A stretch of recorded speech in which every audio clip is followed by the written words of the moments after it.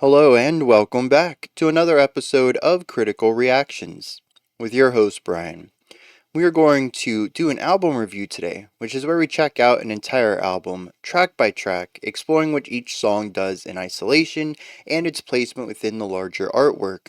Today we're going to be looking at John Frusciante, and the only thing I really know about him is that he's the guitarist for Red Hot Chili Peppers. I didn't even know he had solo stuff going on. We're going to be looking at his latest album, The Empyrean. Came out in 2009. We have 10 songs, collectively at 54 minutes long. It seems quite popular on Spotify. Millions of plays on every single track, with the first track also being the longest, sitting at 14 million plays. It's pretty wild. Let's dive into this. This is the longest track, as I said, on the album. It kind of dances around. We have some shorter ones. We have some longer ones. Looks like it's paced fairly well from a length of song perspective. If that translates into songwriting, we have yet to see. Let's get into this. See what John's bringing to the table today.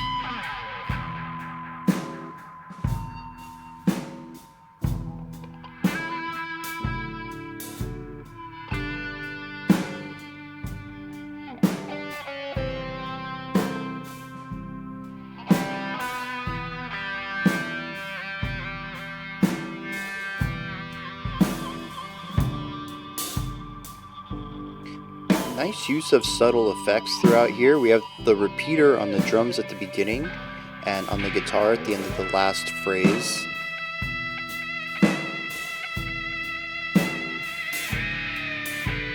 The reverb slash delay that gives us a second slightly delayed guitar sound off on the right. And of course, it's just ended. It's been an interesting sound throughout.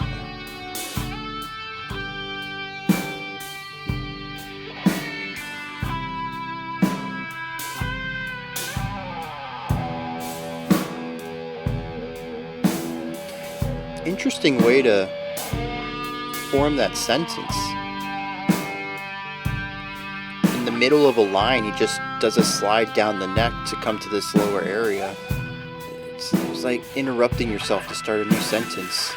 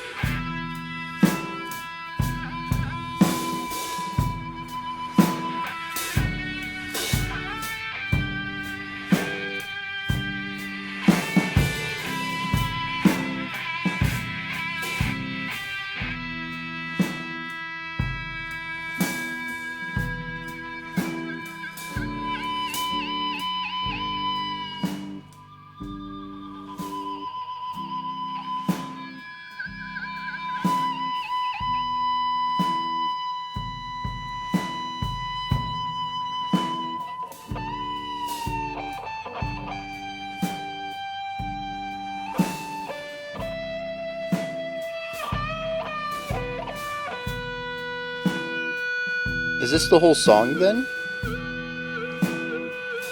Mellow accompaniment to guitar solo? Is this going to be the whole album?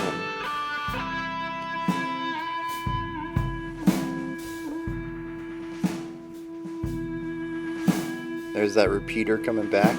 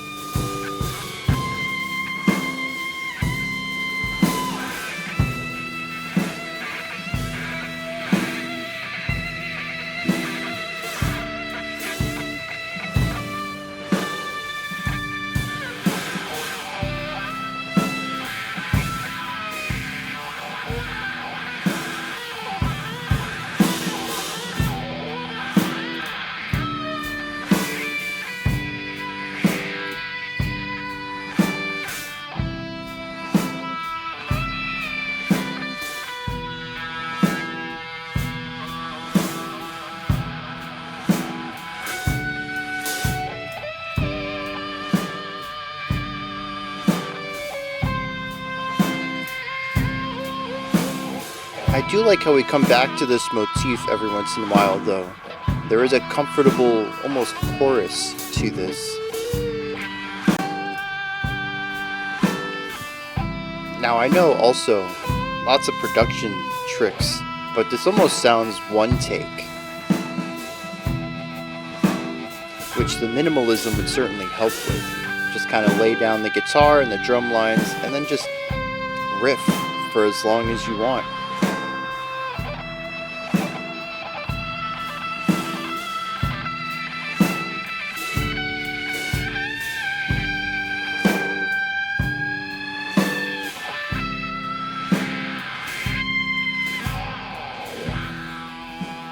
See there again, in the middle of an idea, in the middle of that motif, just randomly sliding down to some lower stuff.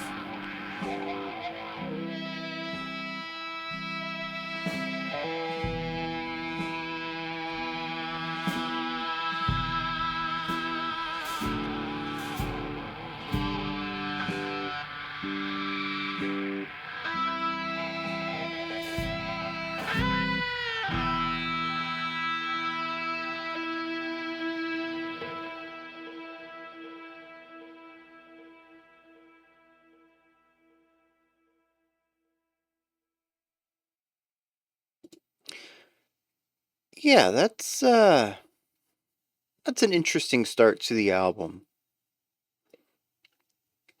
Very rarely would you see an album with the longest song first, especially given what this is. Because this is one of two things. This is either an intro, and the rest of the album is going to be nothing like this. Or this is indicative of what the rest of the album's going to be. He just never chooses to do any of these improvised solos or seemingly improvised solos for as extended amount of time again. Now, given that there's plenty of 3 and 4 minute songs on here, I'm kind of guessing we're going to go towards more of a standard rock sound that I expect out of John, given his time with Red Hot Chili Peppers. But this is not that. And so it presents me a lot of questions that I'm hoping the rest of the album's going to answer about what kind of music John's wanting to make here. Like I said, usually your intro, if it is a deviation from the rest of it, like metal albums that have string trios for their intro, they're on the shorter side. It's to get the listener into the song, into the album, to work into it. We're usually talking less than a minute, maybe a little over a minute. You don't make an extended instrumental as your opening track. That's just wild. But I think it works here. Well, I don't have the context of the rest of the album, but it works with its title. We're going to touch on that later, though. I want to talk about what the song does first, and then I'll explain why I think that works for something called Before the Beginning. Now, as I mentioned, this is what seems to me as a single take noodling over a simple accompaniment. We have a 4-chord progression that exists underneath everything. It starts out exceptionally quiet. It never really gets much louder, but it does become a bit more prominent as we get further into the song. What's interesting about this progression is that it's weighted unequally. Every chord is played on twice per beat is kind of how I feel it. And so we get 6 hits of the first chord, and then 2 of the second, and then 4 and 4 of the third and fourth. If this was all equal, they would all be 4. What I find interesting is at the very beginning, we have this extended element of the first chord, and then a quicker element on that second chord. That kind of works for directing chords because it helps feel like we picked up the pace in some direction. Leading chords tell us where we should be going next. They usually have a bit of tension to them that wants to be resolved somewhere, but it could also just be something that points towards your next tension to help lead into that really tense idea that wants to be resolved. It basically is just a sign. It says, hey, your next chord's this way. Keep following along. And if you speed that up, if you play a stable chord for longer and then a little bit of tension and then resolve that quickly, it can feel like you're moving fast. This song, I feel, tries to go in that direction, but because of the general pace of the song, because of the laid-back element, because of the slower guitar melody on top, and the very minimal drum work, nothing in here really feels like it has any briskness at all. It doesn't care for momentum. It cares for pacing. It is consistent. It has a speed, and it sticks with it for the entirety of the song, but it is in no rush at all. So I doubt that's what the purpose of that is. The more I listened to it, the more I never really figured out why I chose to do this.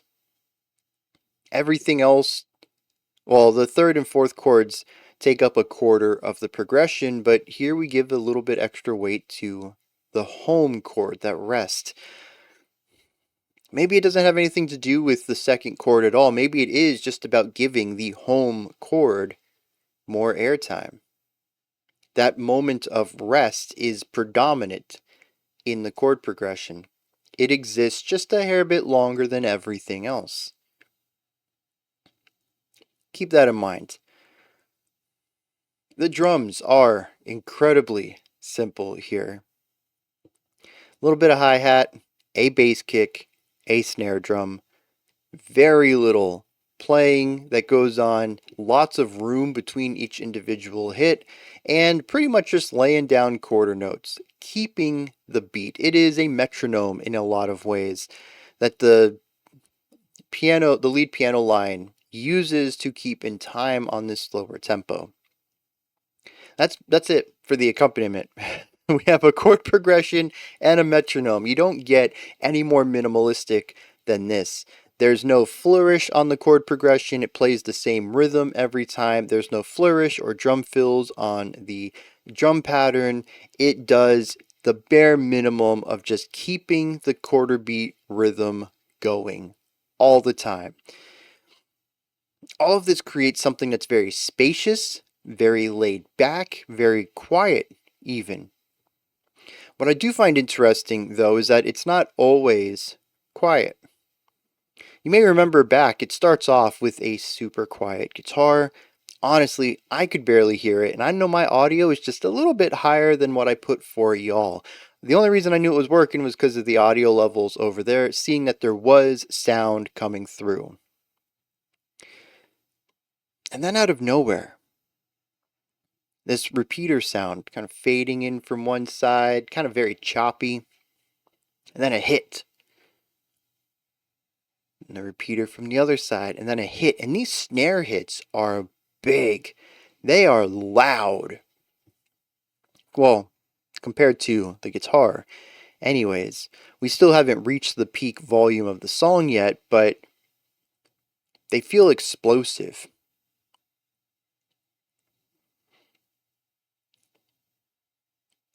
I didn't know what to expect at this point.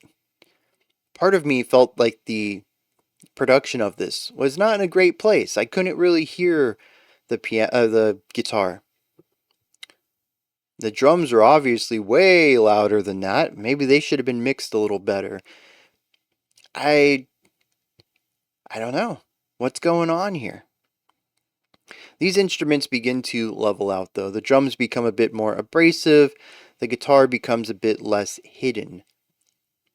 They kind of close that gap and find a midpoint to exist as the foundation for this guitar work. And this is where the guitar lead comes in. It kind of exists in two parts. A higher part that brings what I call the motif. It's that memorable melody that it seemed to return to. It did provide variations on this consistently. We never got, I think, the exact same melody, but it was very close every time. So much so that I can still kind of vaguely hear it in my head. I think I would need another listen or two to catch on to what it is and kind of see past all the flourish and find that core original motif. But yeah, it's very cool that this continues to return to a home, much like the chord progression tries to stay on that home for a while too. But this sentence, this melody, this motif always interrupts itself at a point that isn't the end of the phrasing. There's usually just a random guitar slide down to some lower notes, and this is the other half of the solo. We sort of just make some low grumbling tones. We seem to abandon the memorable melody elements and begin to focus on things that are a bit more textural and sonic. It's about making sounds down here. That's not to say that we're completely devoid of melody. There are a couple of licks, I think, that feel melodic, where there is a focus on rhythm and pitch. But for the most part, what I get out of it is sonic art.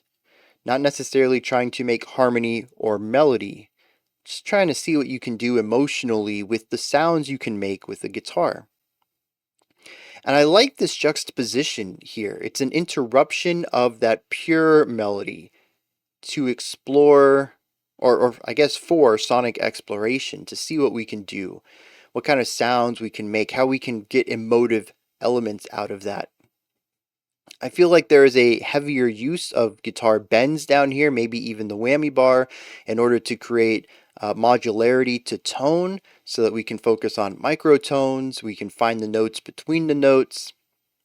There's quite a lot of bending going on in the higher bit too, but it always seems to make sense to me in a more melodic way than it does in the lower area, which feels more, I don't know, visceral, animalistic. Again, I don't really feel that it is musical in the traditional sense. It's musical in a very artistic sense, a representation of sound as art, not sound as music. And I know that probably makes very little sense. Let me try to explain this if you're like, wait a second, music is art. Yeah, music is art, but music, most of what we approach in music is based on very traditional ideas of harmony, melody, and rhythm. You have chord progression, you have rhythm that kind of keeps a pulse, and then you have a melody that is, at the very least, memorable in some way.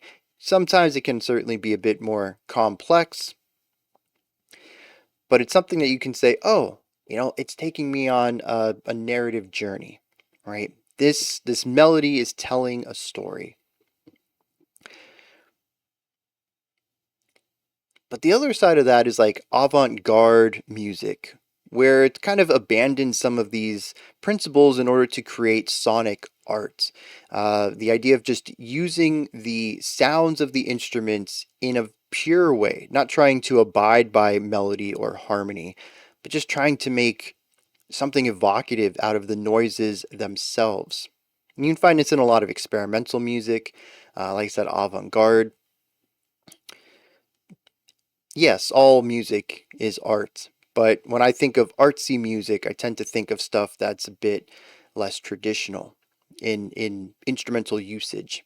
And that's kind of what I see here is this battle between the more traditional pure style of music and the more experimental modern side of music.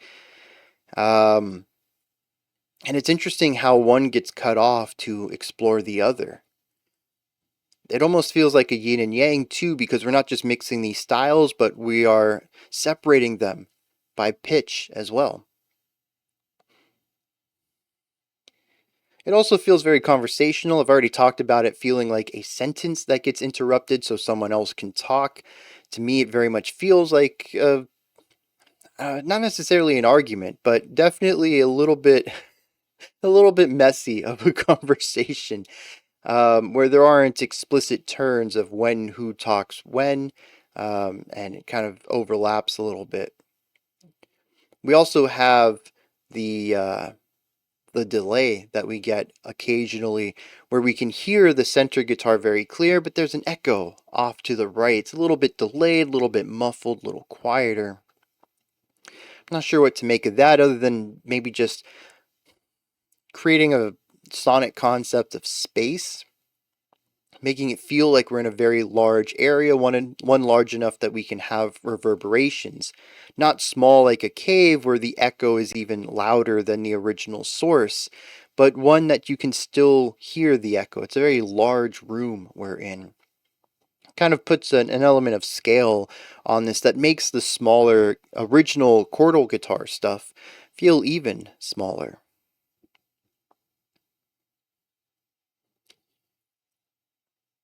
And that brings me to Before the Beginning. We have songs on here: Unreachable, God, Dark Light, Heaven. I feel like there's probably a religious aspect to this. The Empyrean is even mostly known as the highest point in heaven or something along those lines. Maybe the highest level of heaven. I think there is a spiritual angle to this, but I read this song in a bit more of a Big Bang perspective. Before the beginning, there was nothing, and the song starts really close to silence. Then there's some rumbling, little quiet sounds. Eventually, though, these pieces begin to come together. That's the movement from the outside to the inside and sort of this vibrating pattern until they hit the middle channel and we get those snare cracks. These are little micro explosions.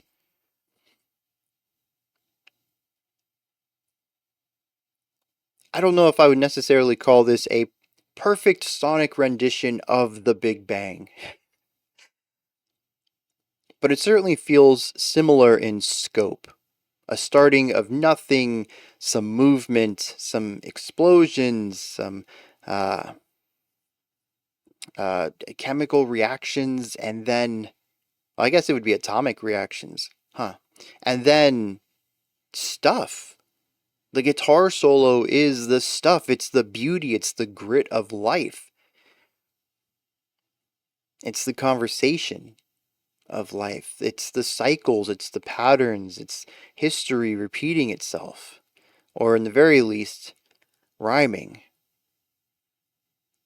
Like I mentioned, we always come back to that higher pitched melodic motif. It's never always the same, but it carries a lot of similar ideas. It's a variation of what we had heard before. That's what I get out of this song. Anyways,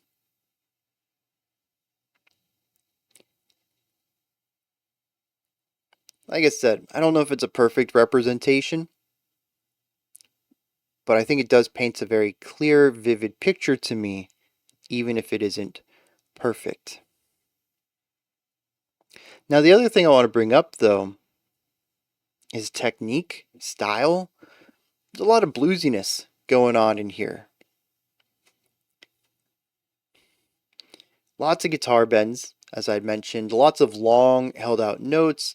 Even some notes just kind of pick two and repeat them, or pick three, a series of hammer-ons and just play them over and over and over. And just reminds me of like some classic rock. Um, we're talking about like Hendrix, right? That era of guitarmanship, but taken with a very, and maybe I just don't have enough experience with Hendrix. To me, he's always been very over the top in showmanship. So maybe he does have some more pensive ballads like this.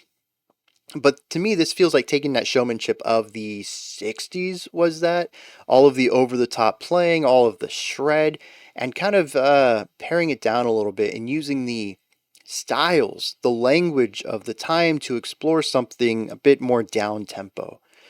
I'm kind of taking the time to feel out and suss out some of these ideas. Even the noisier bits, I think I can hear from some of Hendrix's more experimental sounds he would make with his guitar.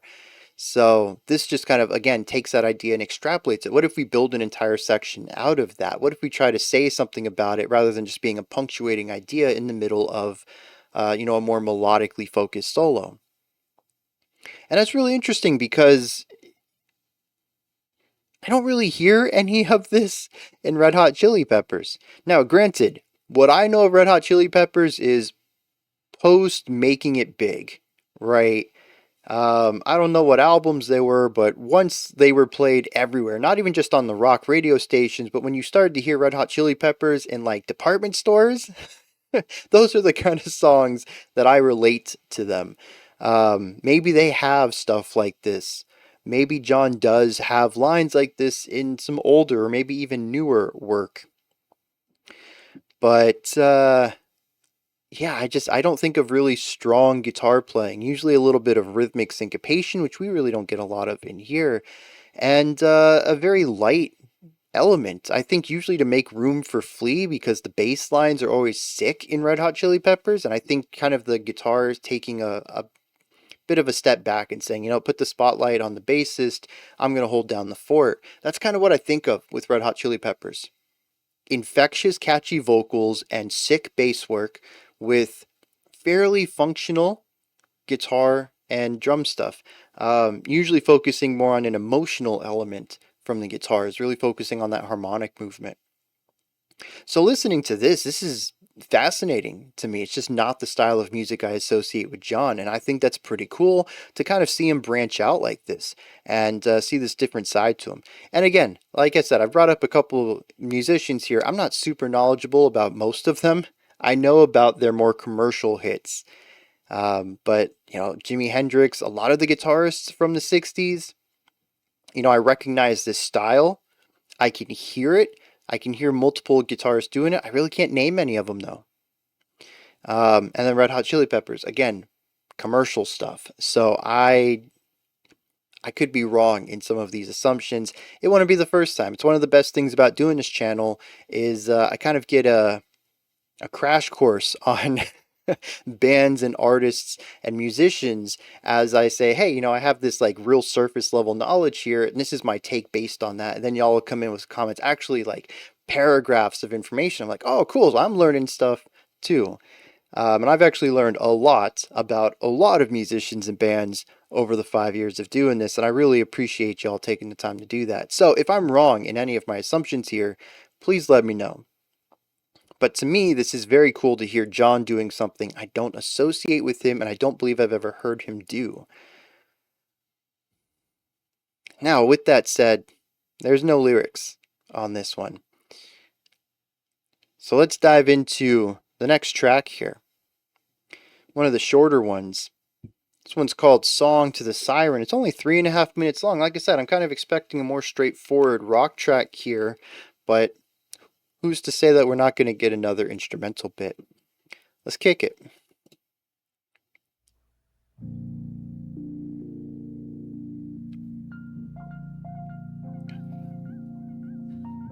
Dude, this is gorgeous. Right off the bat, man. These beautiful harmonics on the guitar. And I think like a glockenspiel, some sort of bells. I did all my best to smile till your singing eyes. Also, is John singing?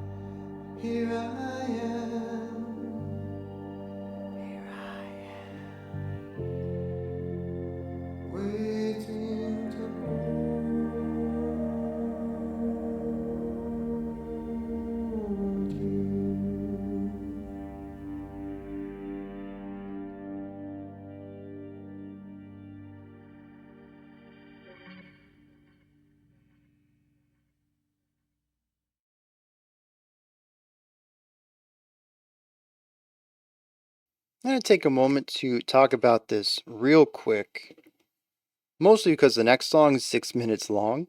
but also because this is not what I was expecting. Although it's honestly right in line, this might feel like a bit of a departure for some of you from before the beginning, but it's actually identical in composition. The big difference here is that instead of a lead guitar, we have a lead vocal. But the idea underneath, or I guess the blueprint of the song is still, we'll have a couple of instruments on the foundation. They're going to be minimalistic accompaniment, primarily setting atmosphere and emotion, and then we're going to put the lead melody on top. This lead melody just happens to be a bit more loop based, as the words are the focus more so than using music as a language or using language as a language. So the music just helps support it by being melodic, and being a bit more catchy, I think, than before the beginning, since we have simpler loops. But yeah, the two of these songs, very similar in execution, even if I think sonically they're quite a bit different. And so that's actually, I mean, that's going to take me to my first point then, is the foundation. This is interesting. We have a replacement of the quiet guitar from before the beginning. Now we have a quiet organ. Lots of vibrato, lots of waviness on it. It's got that classic organ sound, and it gives us our chords. That's it. That's its only job. Very simple. We don't even have any of that weighting stuff that we saw on track 1, where chord 1 was the longest, and chord 2 was the shortest, and 3 and 4 were the same length. No, every chord is the same length this time around. We have a bluesy guitar off to the left, doing a lot of bends and vibrato. Very quiet though, and not really doing anything flashy, just kind of presenting this element. I do think that it is a riff, it is a cyclical phrasing that it is doing, but it's just, it's texture. Well, texture might, it's ornamentation, it's flourish to the song, it's additional melodic ideas, and it kind of adds, to me, almost a little bit of, maybe it is melancholy. I think most of the song is rather bright and optimistic, but the blues guitar, I'm trying to figure out if it was actually the chord progression on the guitar, or if it was just the sound of these bends with this guitar tone that feels bluesy, and then I associate like negative emotions to that sound already because it's typically used with blues chords, which tend to be a bit more negative. But the song overall felt positive to me, so I don't know what it might have just been my associations with the sound then. But we do have bends, we do have little string vibrato going on there too. It just adds a little bit of emotion and humanity to the musical side of things. And then we have a guitar off on the right doing chord shaping. It's just kind of walking up and down notes to shape out a chord. That's it. That is it. And it is all super quiet, just like track 1. Its purpose is to exist, to paint a very light coat into the background of the song, and then for the main layers of paint to take over, which is the guitar in Before the Beginning and the vocals here in Song to the Siren. And these vocals are loud, almost too loud. I still keep going back and forth on whether this is produced well or poorly. At this point, I'm not really sure yet. I do know, though, that I wish there was more, that there was better, better's the wrong word. It was more balanced in the mix. I think that's the word I want there. Where the lead instruments are kind of brought down a little bit and the supporting instruments are brought up. Also, what I find interesting is this song was consistently about 5 to 7 dBs quieter than the album max. It is consistently a quiet part of this album. Before the Beginning played around with this, there are parts that were quieter, parts that were louder, but not this one. This one just stays at a nice, like, I don't know, like 70%. Never quite hitting the peak, but never really being too quiet, except again the beginning.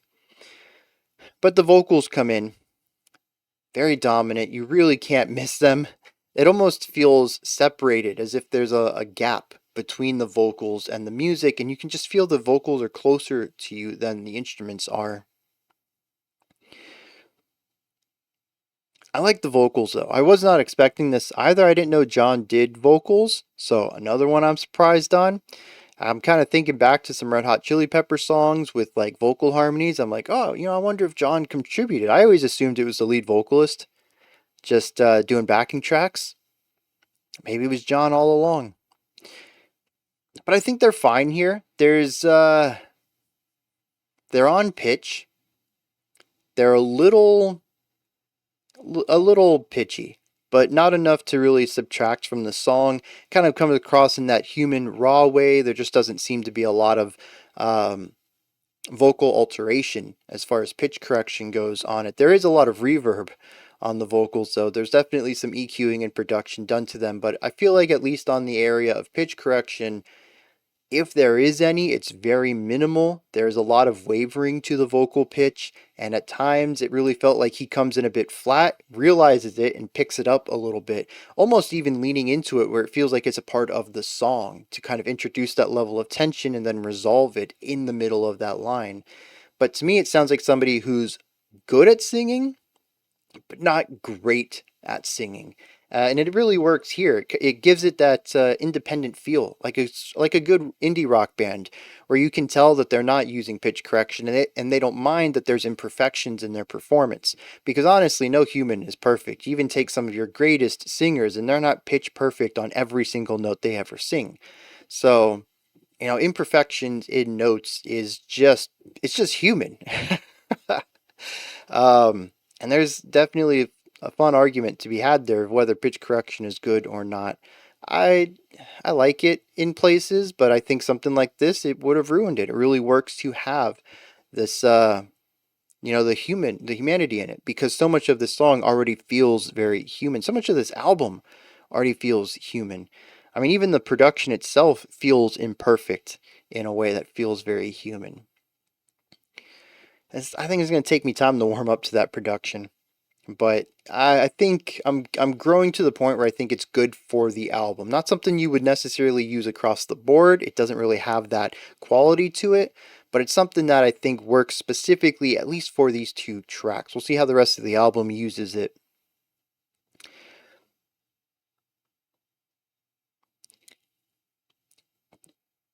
But here's the thing where I'm kind of thrown off a little bit. I don't know what all this is doing yet. Usually by song two, I have a pretty strong understanding of what an album is trying to do. Unless the album is like a different genre every track, your Will Woods or your They'll Know Us by the Trail of Dead. Like, yeah, those bands, they do something different on every track. You're not gonna figure it out. But here, I'm still kind of curious. Both of these tracks still feel very introductory to me. We haven't really hit anything that I found is like solid blueprinting yet, unless this entire album is just going to be quiet, chill, semi somber atmospheres with a lead melody over top, which I mean, it absolutely could be. But this is also the blueprint for like an intro, minimalism, and a melody line to sort of ease the listener into the larger ideas. If this is just an album of what we've heard so far, I would find that to be rather interesting because it's a bit outside of the norm. Although the production here is a bit outside of the norm, the guitar work in track one is also a bit outside of the norm. So maybe he's got a different viewpoint on how to make music, and he got tired of making straightforward rock stuff with Red Hot Chili Peppers, and this is his more experimental side. I don't know. But um I'm enjoying this so far. I don't know how I'm going to find 50 minutes of this to be. Might grow a little long in the tooth for me, but so far, I'm enjoying myself. And you know what? It's not too taxing on the analytical side either, so I'm finding this to be quite chill. A nice way to wrap the week up. Just these beautiful atmospheres and calming vibes, and honestly, gorgeous melody work, too. Let me hit some lyrics on Song to the Siren, and we'll keep going. Alright, real quick here. Before the beginning is a tribute to another song. I found this out on Genius, just randomly going to before the beginning, just in case that maybe there were lyrics there. Maybe I'm still on that mindset from checking out Smile Sessions earlier and realizing that there's a lot of lost lyrics on songs that were instrumentals. For whatever reason, I clicked on it. It says instrumental, but I went and checked out the general annotation on the song, and it mentioned that it was a tribute to a song called Maggot Brain by Funkadelic. So I went and gave that a little bit of a listen. I didn't check the whole thing out, but honestly, I didn't need to. Within the first few moments of this 10-minute track, we have very light guitar work and drums on a repeater, a snare hit coming in from the side until we get a direct hit in the middle, followed by a very chill, laid back, minimalistic atmosphere with a lead guitar on top of it that dances between more melodic, higher pitched ideas and more noisier, lower pitched ideas. It's presumably a very similar attempt at making music, and I think that's why it's called a tribute. Doing something similar without recreating the entirety of it, because that would be a cover, which is actually what Song to the Siren is. It is a cover of Tim Buckley's song, Song to the Siren. Now, I don't know how close they are musically. I probably should have went and checked that out, but lyrically they are identical. It is a song about a sailor, metaphorically at least, on the figurative layer. They're alone at sea. It says, long afloat on shipless oceans, I did all my best to smile until your singing eyes and fingers drew me loving to your isle. It's about a lonely sailor being caught up in a siren's song. It says, you sang to me, sail to me, let me enfold you. Here I am, waiting to hold you. The second stanza, we see that they were actually rejected. It says that I dream of you. Were you the hare when I was the fox? I thought I was in control of this situation. I thought I was the hunter and you were my prey, but were the roles actually reversed? It says, now my foolish boat is leaning and broken lovelorn on your rocks, because you sing, touch me not. Come back tomorrow. My heart shies from the sorrow. Being a bit confused by this rejection after being told to come visit this person. He says, I'm puzzled and troubled as the tide. Should I stand amid the breakers or should I lie with death, my bride? Basically, should I stay here? Should I even wait until tomorrow? What should I do here? And instead he says, hear me sing. Swim to me, let me unfold you. Here I am, waiting to hold you. Trying to reverse the roles here, creating a bit of reverse psychology. You were the siren for me. Let me see if I can be the siren for you. Now I find this interesting because in Tim Buckley's original, this was definitely a figurative story for heartache in a romantic relationship. Feeling that this person wanted you and then told you they didn't want you, and feeling a bit torn up about that, and then trying to make yourself more enticing to them, trying to use their tricks against them. That idea.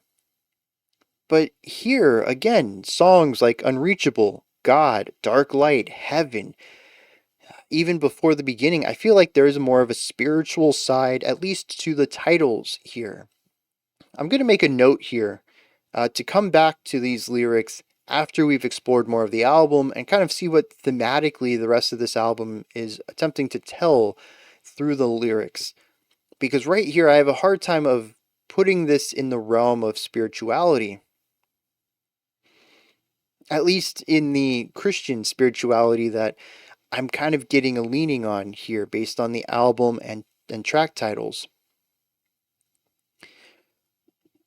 Because this would then be a relationship between a person and the Christian God, in which the Christian God asks them to, come over here, praise me.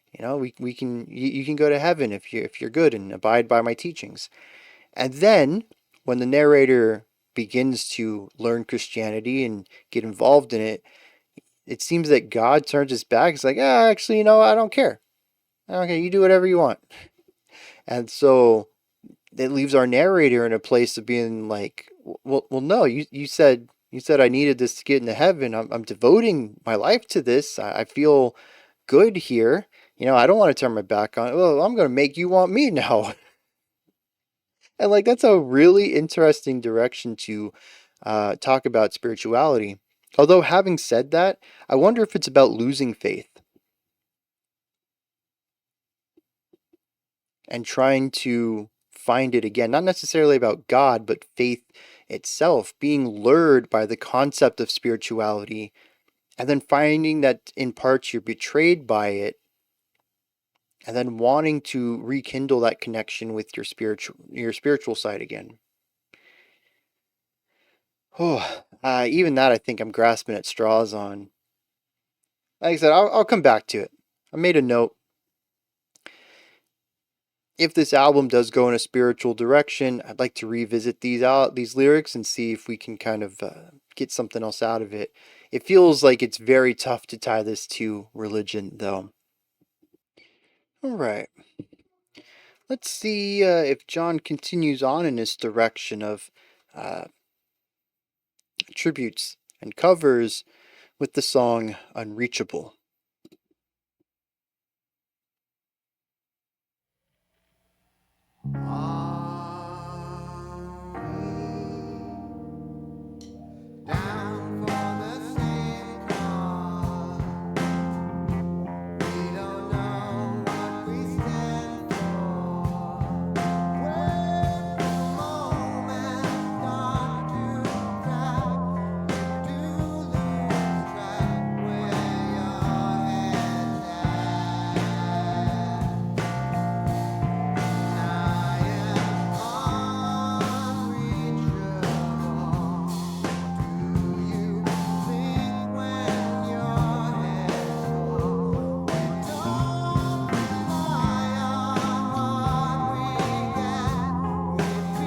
What's interesting is this does feel a bit more like a Red Hot Chili Peppers song than any of the others. I wonder if it's the bass line though.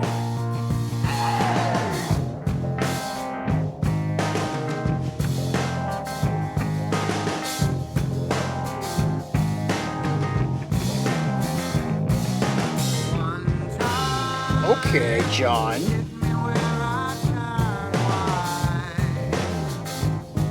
Interesting production on all this too, pushing the vocals off to the side.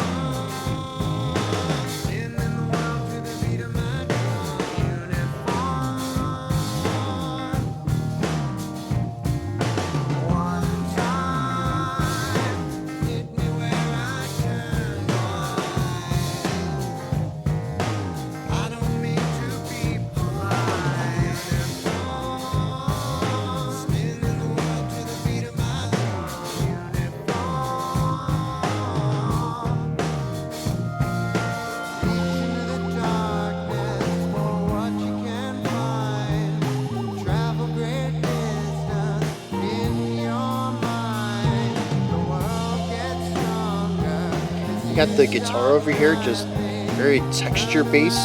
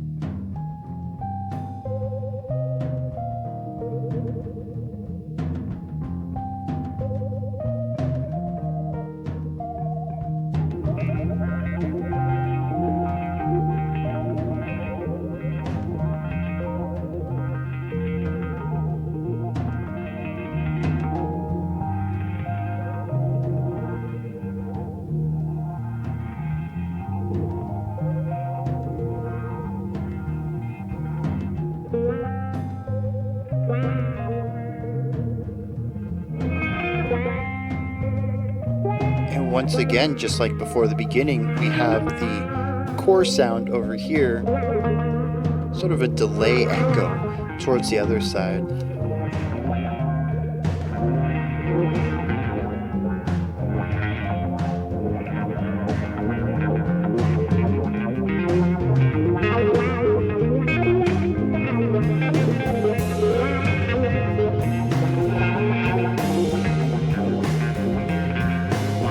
The bubbly wah sounds too, taking me back to like those 60 guitar sounds.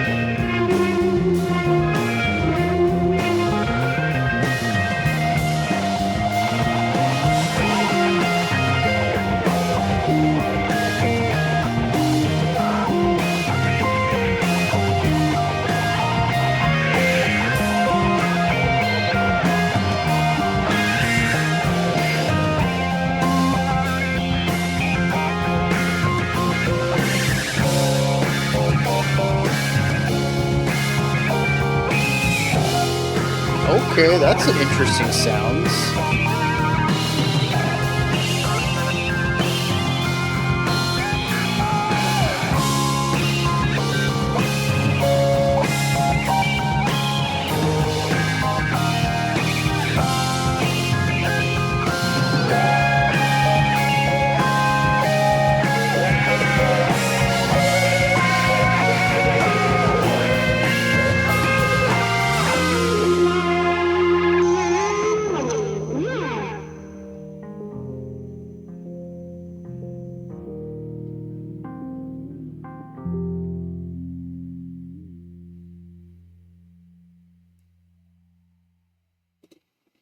Okay, a bit of a culmination of the other two then, giving us a straightforward verse and chorus structure for the first half of the song and an exploratory guitar solo over minimalistic accompaniment for the back half. Although that does expand a little bit, we do have pretty strong almost counterpoint from the bass and a second melody line that comes in towards the end of the song. It isn't just a guitar solo over minimalism, but that is how it starts anyways, which lines up with before the beginning.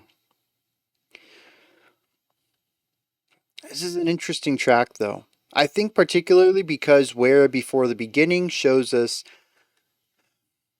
his his painting skills as a guitarist, and Song to the Siren shows what he does with a more um, standard structure, working with verses and choruses and just building something that's designed to support a vocal lead. Here we actually get to see John's work with production. Now, this is a solo endeavor from John, but I actually don't know if John does everything. So I'll probably look up a personnel list after this to see if he produced this as well. But the engineering on this is very interesting. First of all, we have some experimentation with sound. The vocals are pushed off not center, but off to the right. It's an interesting place to put what I would argue is the lead elements of this song, not just because they're the vocals, but because everything else is very textural, very atmospheric, or chordal, very harmonic. Everything builds and is designed to create an atmosphere, and the vocals are the thing that drives the song forward rather than creates an area. The bass does have some moving lines on this. They do help push the song forward in places, but I wouldn't call them the main focus of the song at any point, or I should say overarchingly. But the vocals are kind of tucked away into the corner. And in fact, when we get to the second verse, they're very difficult to discern at all with the heavy compression put on them and that warble and the volume rising and falling. It's very digital and distorted, and it feels kind of hazy. Not in the typical, like, foggy kind of haziness, but like I can only ever see half of it. The other half is invisible almost. I don't have a really good visual metaphor for this, aside from maybe like a dithering effect. Um, oh, actually, even dithering, I think we can point towards funny I said point. Pointillism. When you get so pointillism is a art technique of putting a lot of dots in up on a paper, and up close you're just going to see a bunch of dots and a lot of white space. But when you get some distance from it, your mind fills in all of the white space and you see a picture. That's kind of what this looks like, except I'm always right next up to the picture. And so all I'm ever getting is like parts of the information. I'm never getting the larger idea. And a lot of it feels invisible because it's been distorted. So that part is crackly, and all I'm getting is the white noise instead of the vocal stuff. And the other part of it, we have the volume rising and falling. And so I can hear some things a bit clearer and other things are too low for me to make out. And so there's a lot of ways of obscuring the original performance that makes it difficult for me to really get what's going on there, aside from the artistic representation of these vocals being distorted and warped and manipulated. I don't know what most of the lyrics are. I did pick up the line, "I am unreachable," which I think I only picked up because I was like, oh, he said the name of the title. And it just kind of stood out to me for a second. But this idea of sort of being semi-invisible, of only half of you being physical, I don't know if that ties into it at all, but it's certainly, my mind's making connections there. But we also get to see a lot of production on the guitar as well. We have a return to the idea of playing it at one place of the song and having a delay for it to show up in another part of the song, with before the beginning that was center to right channel. Here it's left to right channel. Here though, there's a lot more movement. It's not just long held out notes all the time, and so it ends up overlapping a lot and creating a lot of muddiness. It's kind of difficult to follow along with the main melody because you're constantly getting an echo, an after image of it as well, and it's muddying up the sound waves. It makes it difficult to find that core original tone. Kind of makes it a little unreachable. I might be reaching a little bit on this, but we'll see if the lyrics might tie any of this together. But we do get to see the production stuff across this, and I think it's pretty neat. I'm kind of hoping John pops up as the mixer and producer on this too, because, well, I mean, even if he's not, it was probably still his idea, his vision. It paints this song in an interesting direction, though. It obscures a lot of information that I would really like to have heard, and this concept of obfuscation shows up quite a few times. It's got to be purposeful, right? Now, I pointed this out during the reaction. This bass work is great.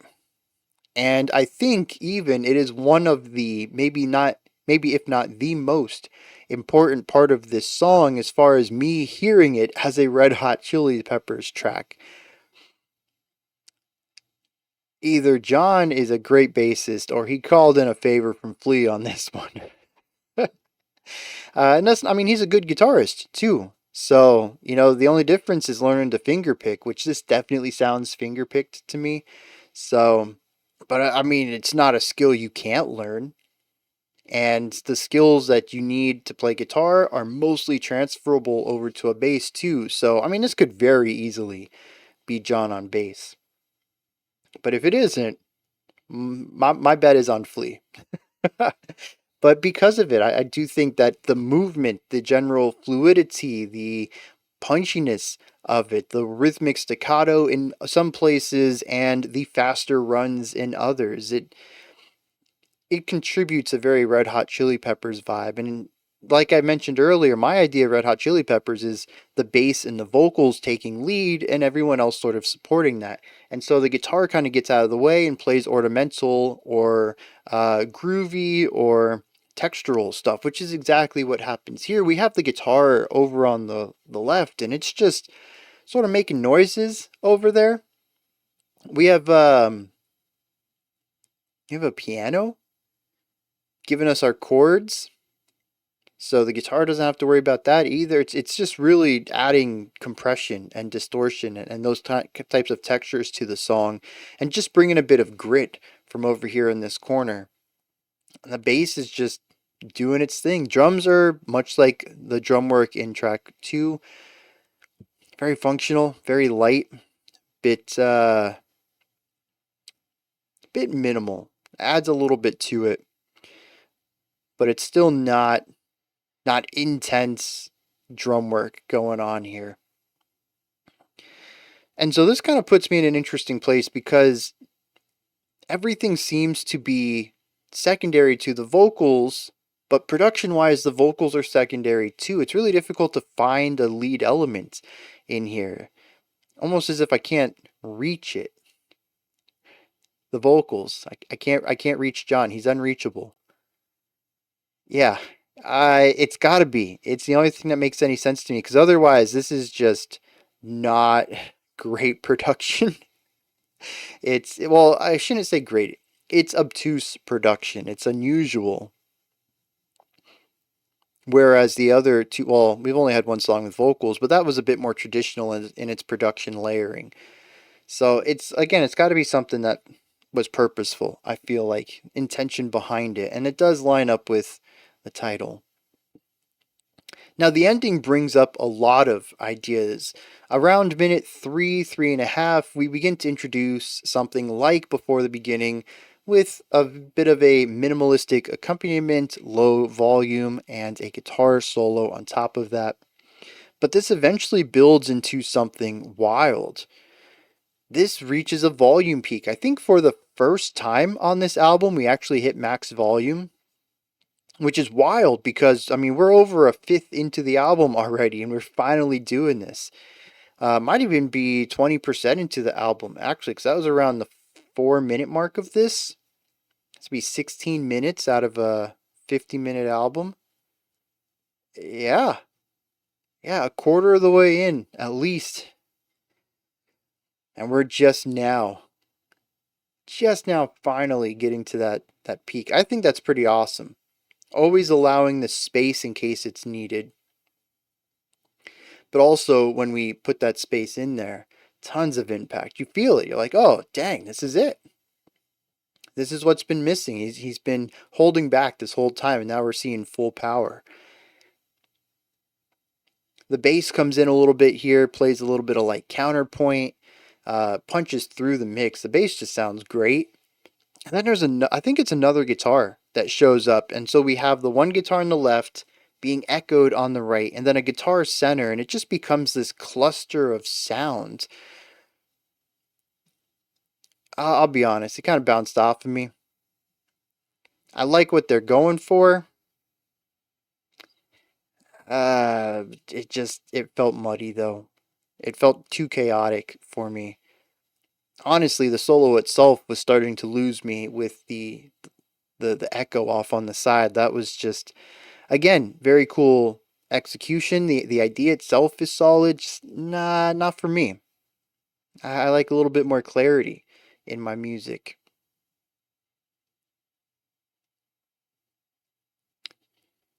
And so we have a song that kind of bridges the past too, bringing the more experimental side of things into the more traditional songwriting side of things and exploring it in a new direction itself. It isn't just mashing those two together, but it is mashing the blueprints of those two together and creating a new sound out of it.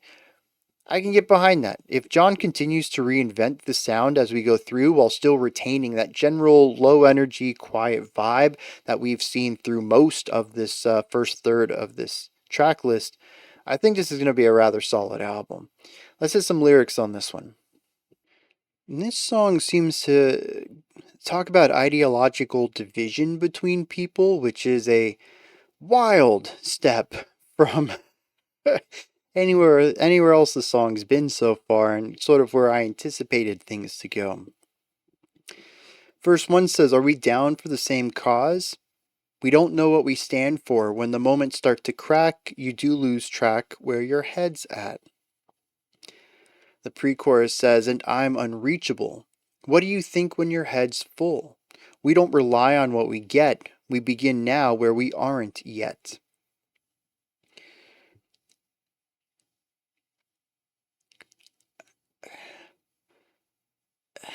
I don't know. I have such a vague concept of this, and it's tough to put into words. I wish it were music. I can tell you what this means musically. Uh,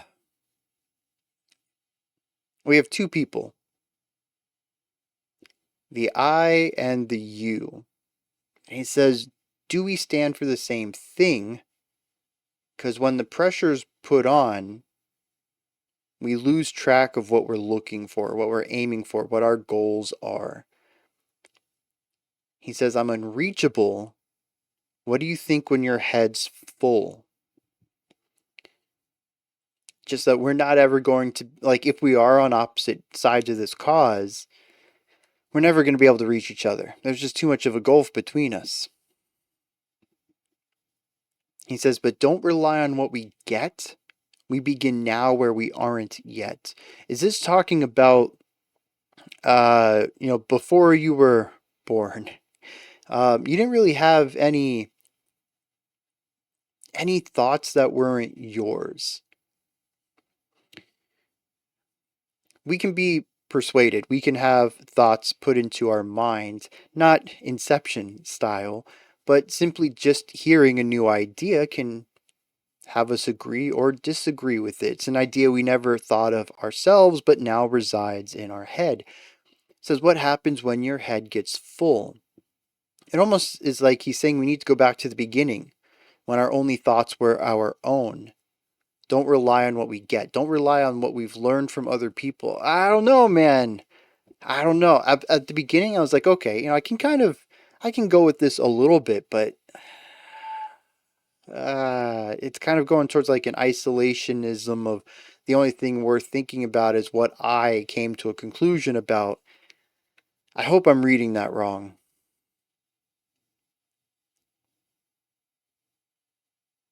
The chorus, though, says, one time, hit me where I turn white. I don't mean to be polite.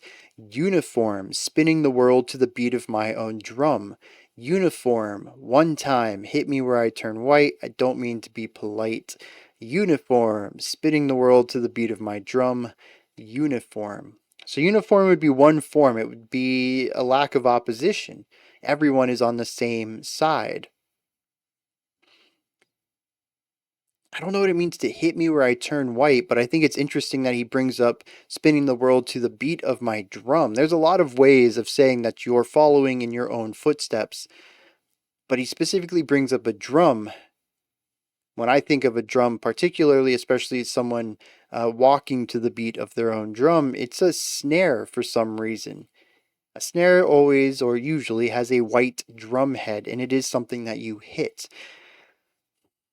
Other than that, I have no idea what that would mean. Hit me where well, it says turn white, not where I am white. I don't know.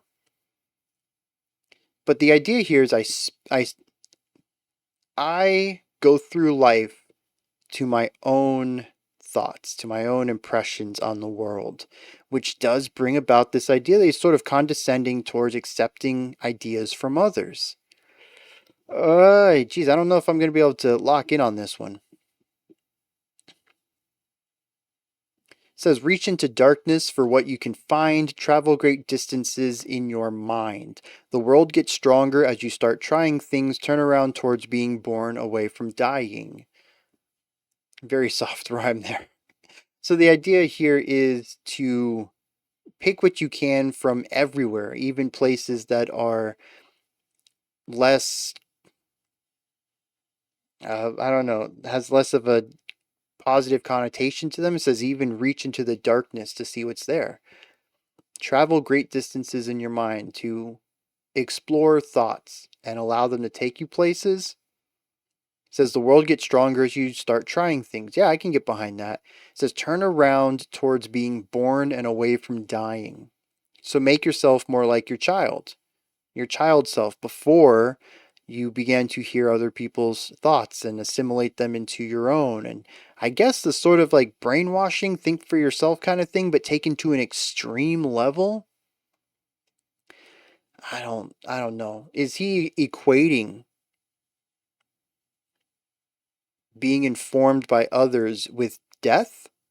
He says turn towards being born when you had less, non when you had less conclusions in your head that you didn't come towards, and move away from dying. The opposite of that would be filling your head with thoughts that aren't your own.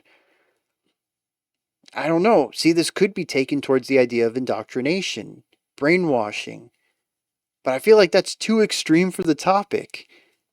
It really feels like he's saying that you need to be better than everyone else and come to every conclusion your own. And like, I don't know, man. I hope I'm reading that wrong. At the end, he says, end. Shoot me. End. Shoot me, shoot me, shoot me. And then the guitar plays. I don't know, man. This song got weird. And it's going to take us into a track called God. I don't know, man. This is... Let's dive into it. Let's see where John takes us next. I was on board until Unreachable, and I'm like, I don't know. That was also the one musically I enjoyed the least, so...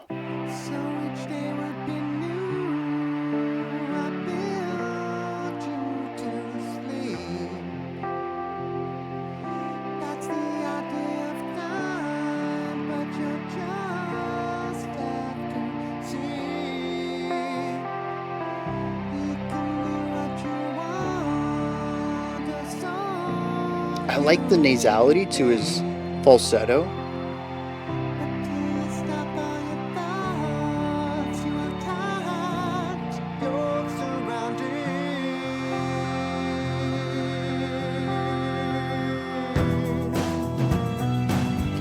Okay. Tom and snare. Got a little tambourine in here.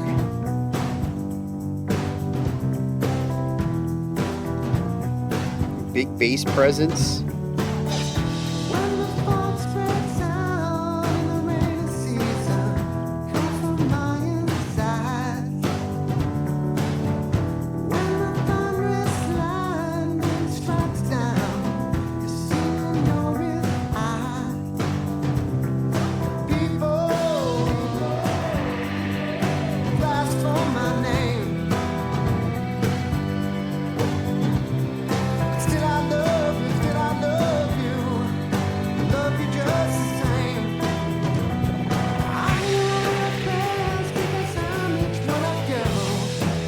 I think there's a slight delay on the vocals here too.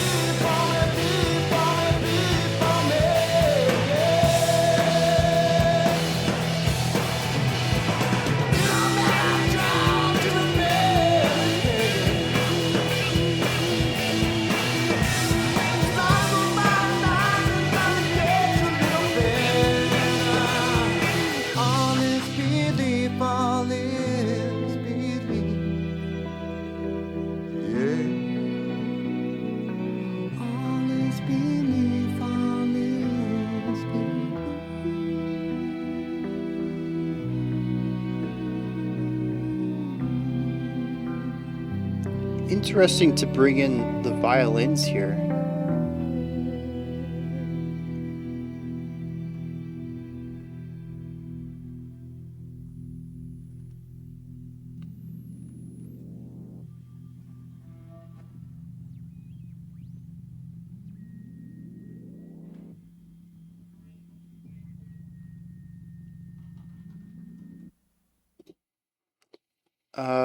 I think that was just a really high-pitched tone. I was trying to gauge based off of the right meter. I forget what that one's called. The one on the right side of the album art displays range. The stuff at the top is the bass. Nah, stuff at the top's the treble, I think. Yeah, and the stuff at the bottom's the bass. That's how I have it set up. So there's some sub bass stuff going on there that I couldn't make out. At first, I thought it was too high pitched that I couldn't hear. And I looked over and I'm like, actually, it's kind of a bassy sound. I can't hear those either. um, don't you love getting old? Just the ears not as sensitive as they used to. Also, concerts in my youth didn't help. So yeah, 20 seconds of some sub bass tone that I kind of want to put on speakers to see if I can at least feel it. Although I don't have a subwoofer. I need to get a subwoofer for my studio speakers. Anyways, that's an interesting way to end it.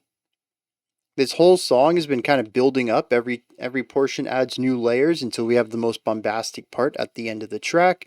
And then it dips down to just the vocals and some violins and the bass. And then 20 seconds of sub bass. I don't know. If it wasn't for the meters over there, I would have just thought it was 20 seconds of silence, to be honest. I honestly heard nothing there. So I don't have much to add to this song. I just wanted to take a break before the next one, as it is our second longest one at 8.5 minutes. I didn't want to go into that one because I knew I would forget a lot of what happened with track 4 here. The bass takes a big step back from Unreachable. I don't know what happened here. Maybe it's just he wanted more funky lead bass stuff on Unreachable and not here, but it just kind of works here. In fact, for a moment, I thought it was an upright bass. Something about the timbre changed too. It wasn't as punchy. It didn't have that electric bass sound to it, but I mean, it could have just been EQ'd that way as well. It could still be an electric bass. We have that. We have piano. We have guitar. The vocals are interesting. They started off center and then split, and for the last 60% of the song, I found it to be a little distracting because it carries that same like fraction of a second delay as it goes from the left to the right, and it's just this ping pong effect that kind of grates on me. I hope that John's like, okay, I've done it for a few songs here, a quarter of the opening tracks. I'm going to back off because it's one of those little things. It's working on me, and not in a good way. I found that to be interesting, though. Again, too, that the production on the vocals is manipulated. Pretty much everything else is static. The drums, other than that choppy sort of movement that we saw in Before the Beginning, really don't see a lot of production stuff on that. The bass is shifting its tone across the songs, but it's not being manipulated during an idea. The vocals are consistently being played around with, though. I'm not, as I mentioned last analysis break, I think it's interesting to see this more experimental side of John. I don't know if all of it's clicking with me at this point. I like a lot of the intention behind the ideas, but sonically, I'm starting to see patterns that are kind of grating on me. If it was like a single song idea, yeah, cool, excellent. But I'm curious when this is all going to click together instead of feeling like a smorgasbord of experimentations. What if I did this for a song? What if I did that for a song? And none of it really feels like it's connecting, except for on the compositional side of things, where once again we have a song that's a bunch of more minimalistic ideas that sit on the foundation, and then we have lead parts on top of that. That hasn't really changed. In fact, the beginning of this song feels very similar to the three before it. And much like Unreachable, it's about building up ideas. This song brings in more and more layers as the song progresses. I believe it does have a verse, chorus, bridge, chorus idea. But every time we go to a next one, even when we come back to the verse after having that first chorus, it's still different from the first verse. There are variations, there's new layers, new instruments, new ideas. It is a song that feels like it's always moving towards something bigger, even though structurally it's looping back and forth between these two ideas. I like that. That linear cyclicality. Something I've praised in many bands before, something I'm going to give a little bit of praise here too. Provides the comfort of familiarity while also providing a song that doesn't feel like it's just the same thing over and over. I like this. The guitar work in here kind of takes a step back too, primarily featuring textural stuff. It's it's interesting because much like Unreachable, it kind of, well, the first half of Unreachable, it reminds me more of his work on Red Hot Chili Peppers. This is sort of what I expected most of this to sound like, give or take, especially after before the beginning. It's Red Hot Chili Peppers with a different direction, with this softer atmospheric approach. I did like his falsetto though. I think it's very cool that he allows that nasality to be a part of it. It feels very unique. Not really going for more of that softened mainstream type of um, falsetto. It doesn't really feel like it's cleaned up much in production either. Feels like it's pretty raw and EQ'd and then mixed, and then that was it.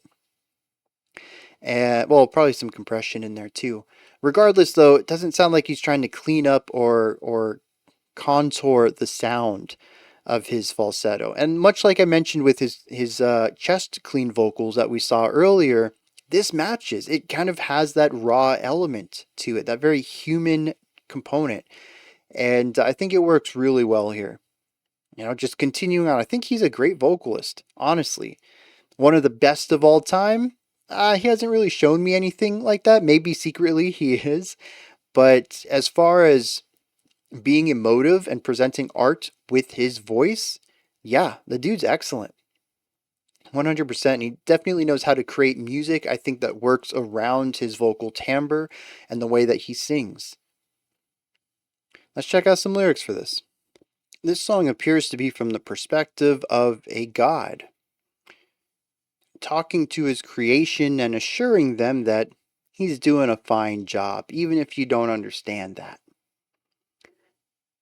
He says, so each day would be new, yet I build you to sleep. That's the idea of dying, but you'll just have to see.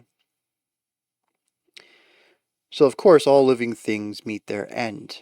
He calls this the sleep. Says you can do what you want, or at least so you think, but until you stop all your thoughts, you are tied to your surroundings, bringing back this idea of personal free thought and removing yourself from everything else so that you're not influenced by anything but yourself. I'm leaning towards my read on Unreachable possibly being right. It showed up again here. The idea here is to distance yourself from all of your surroundings so that at that point you can actually do what you want. Continue on. It says, when the fog spreads out in the rainy seasons, it comes from my insides. And when the thunderous lightning strikes down, you're seeing your real I. Not EYE, but the letter I, the word I. So he says basically everything is of me, but the lightning is what you really are. The only way I can interpret that is a scientific element that we are all energy. But I suppose from a spiritual side, if there is a God and he created everything, we are really no different than anything else that's been created. Could also be relating to the ephemeral element of lightning, that it happens in a split second and then it's gone. And our lives can be seen like that, especially from the perspective of a deity. He says, people, you blaspheme my name, but still I love you. I love you, I love you. I love you just the same. I wanted to repeat those to put the emphasis that John did in the stanza here. Really emphasizing the idea that this God loves us. He says, I hear all your prayers. Creation's not something that I did, it's something that I do. The reason for the bad is so that there is such a thing as good, and I'd do anything for you. You all know I would.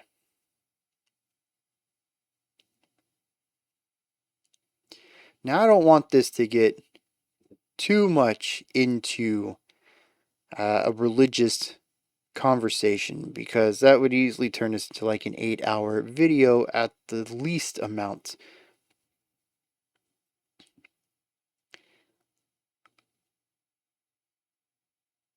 I'm gonna leave it. Anyways, from the perspective of this God, they are all merciful. They would do anything for the people they created, and they love them so much. The next stanza says, be for me. So exist for me exclusively. But then we combine this down to before me. And while it's a neat wordplay, I don't know what it's pointing at. Because if God created all of this, what was before him? It wasn't us, that's for sure. Was there even any time before this God? So I read that as nothing. I mean, this is the idea of a mathematical function always getting closer to zero, but never hitting zero. There was no point before this deity. At least that's how I read it. It says, you know that I try to repair and repay. As life goes by 1,000 times, it gets a little better. All is belief. So as long as you believe things are getting better than they are, that's all it takes is a little bit of faith. And it might not seem like it right now, but in the grand scheme of things, I promise things get better. And like, yeah, okay. I think this is one of the maybe funnest perspectives I have of cosmic entities. Anything that exists beyond the 100-year timeline of a standard human. Even the thousands of years, or I suppose, yeah, thousands of years for even just some civilizations. This idea that what might seem important to us because it is in the moment or of our lifetime is so insignificant to someone who can exist for tens, if not hundreds of thousands of years. What's a decade to them? It's a second.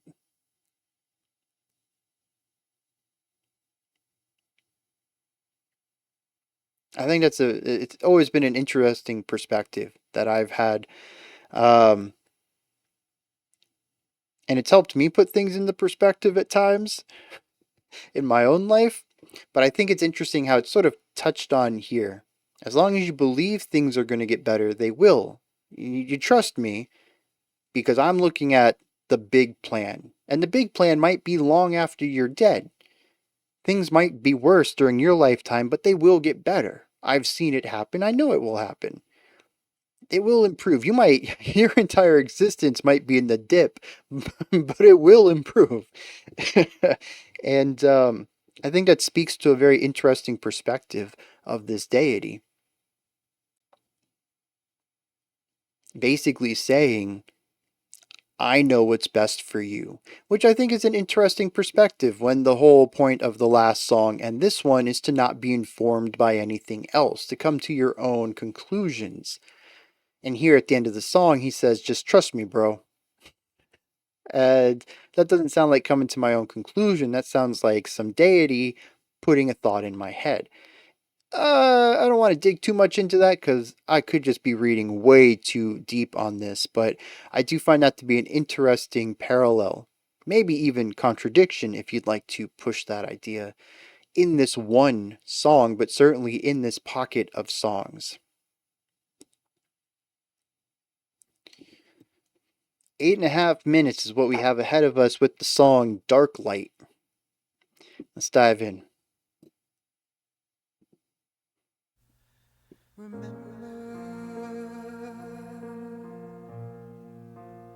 all you've forgotten.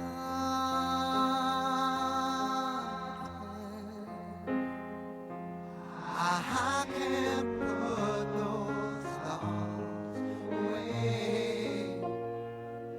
Anything that thoughts my head. Once again, we have a clear vocal in the middle. The supporting vocals have movement to them. A delay, an echo, some of them are fading in. It does a great job of muddying up the core melody.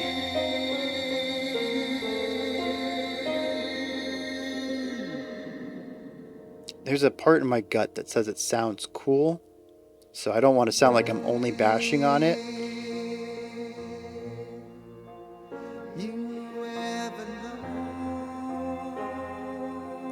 But maybe it's getting overused a little. Not this specific production, but just in general, of layering closely tied ideas.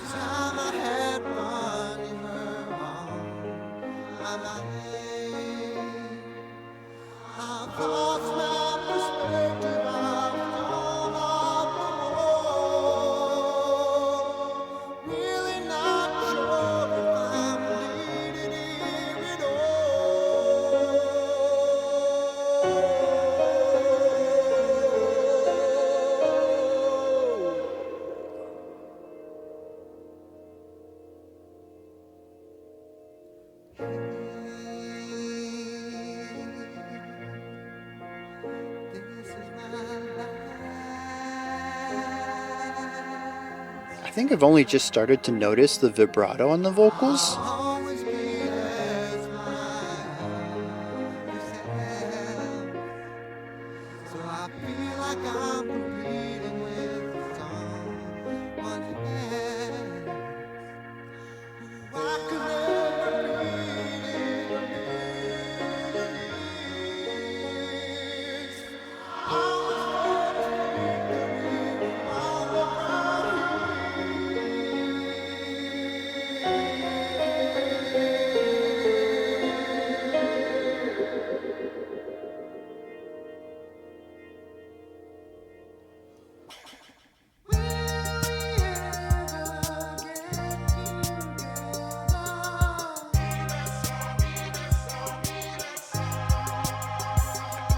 So the last section didn't resolve harmonically,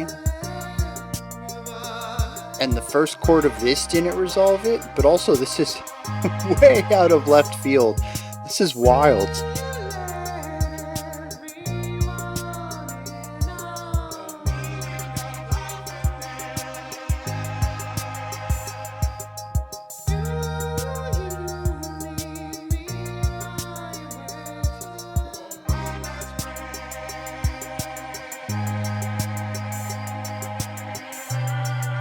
Another song where the production is quite a bit unbalanced. The drums are, or I guess the percussion, is quite a bit louder than the vocals.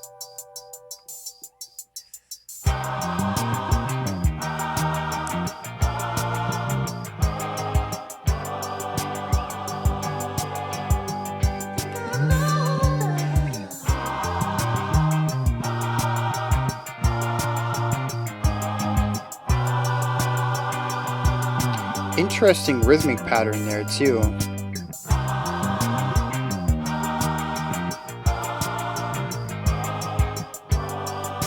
So we have 1, and then the and of 3, the and of 1, the and of 3, and then 1.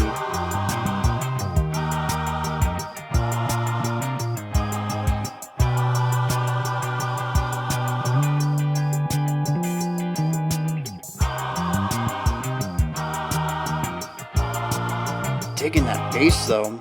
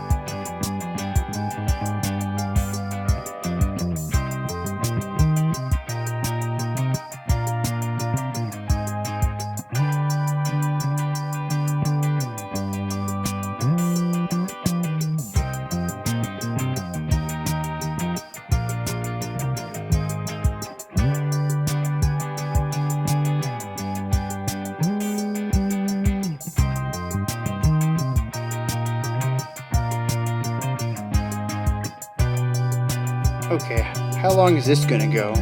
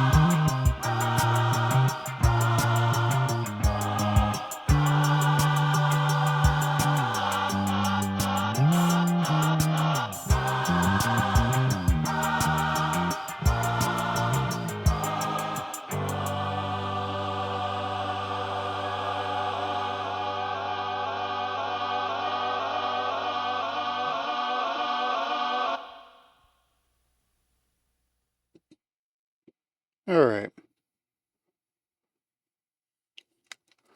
I don't have a lot to add to this one. uh, if the two parts are broken up into dark and light, with dark being the first 2.5 minutes or so, it follows along with a lot of what we've seen elsewhere. Bass, guitar, drums kind of creating foundation, a little piano work in there, and vocals on top with some interesting production. This one goes for something a bit more layered with the vocals, though. Right from the start, the vocal in isolation with the constant layering and delaying and all that stuff. I already talked about how I wasn't a big fan of that. But once dark kind of gets its groove and we add in some more of the layers, I think it kind of works a little bit. Then we hit light though, and it's what we heard there for like 6 minutes. There's a little bit of an introduction to it where we bring in a stripped down version of it. The bass line isn't quite the bass line yet. We do primarily have the drums here though. We have some vocals on top of it. Not the choir vocals that we heard at the end, but a new vocal line, a very high pitched falsetto stuff going on there. The whole band comes in. We have a little bit more of the falsetto stuff. I wasn't too keen on the production in the intro to this, but once the whole band came in, I thought it was rather well balanced. From here, though, those vocals leave. We get the choir in, the bass starts playing its motif that it does, its little lick that it plays for the rest of the song, and that's it. We have the rest of the song here.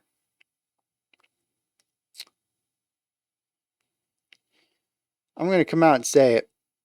This song does not justify being 8.5 minutes long. The thing is, once we hit light in its in its prime. Once we actually get the full idea out there, I think it's a solid idea. I like the bass lick.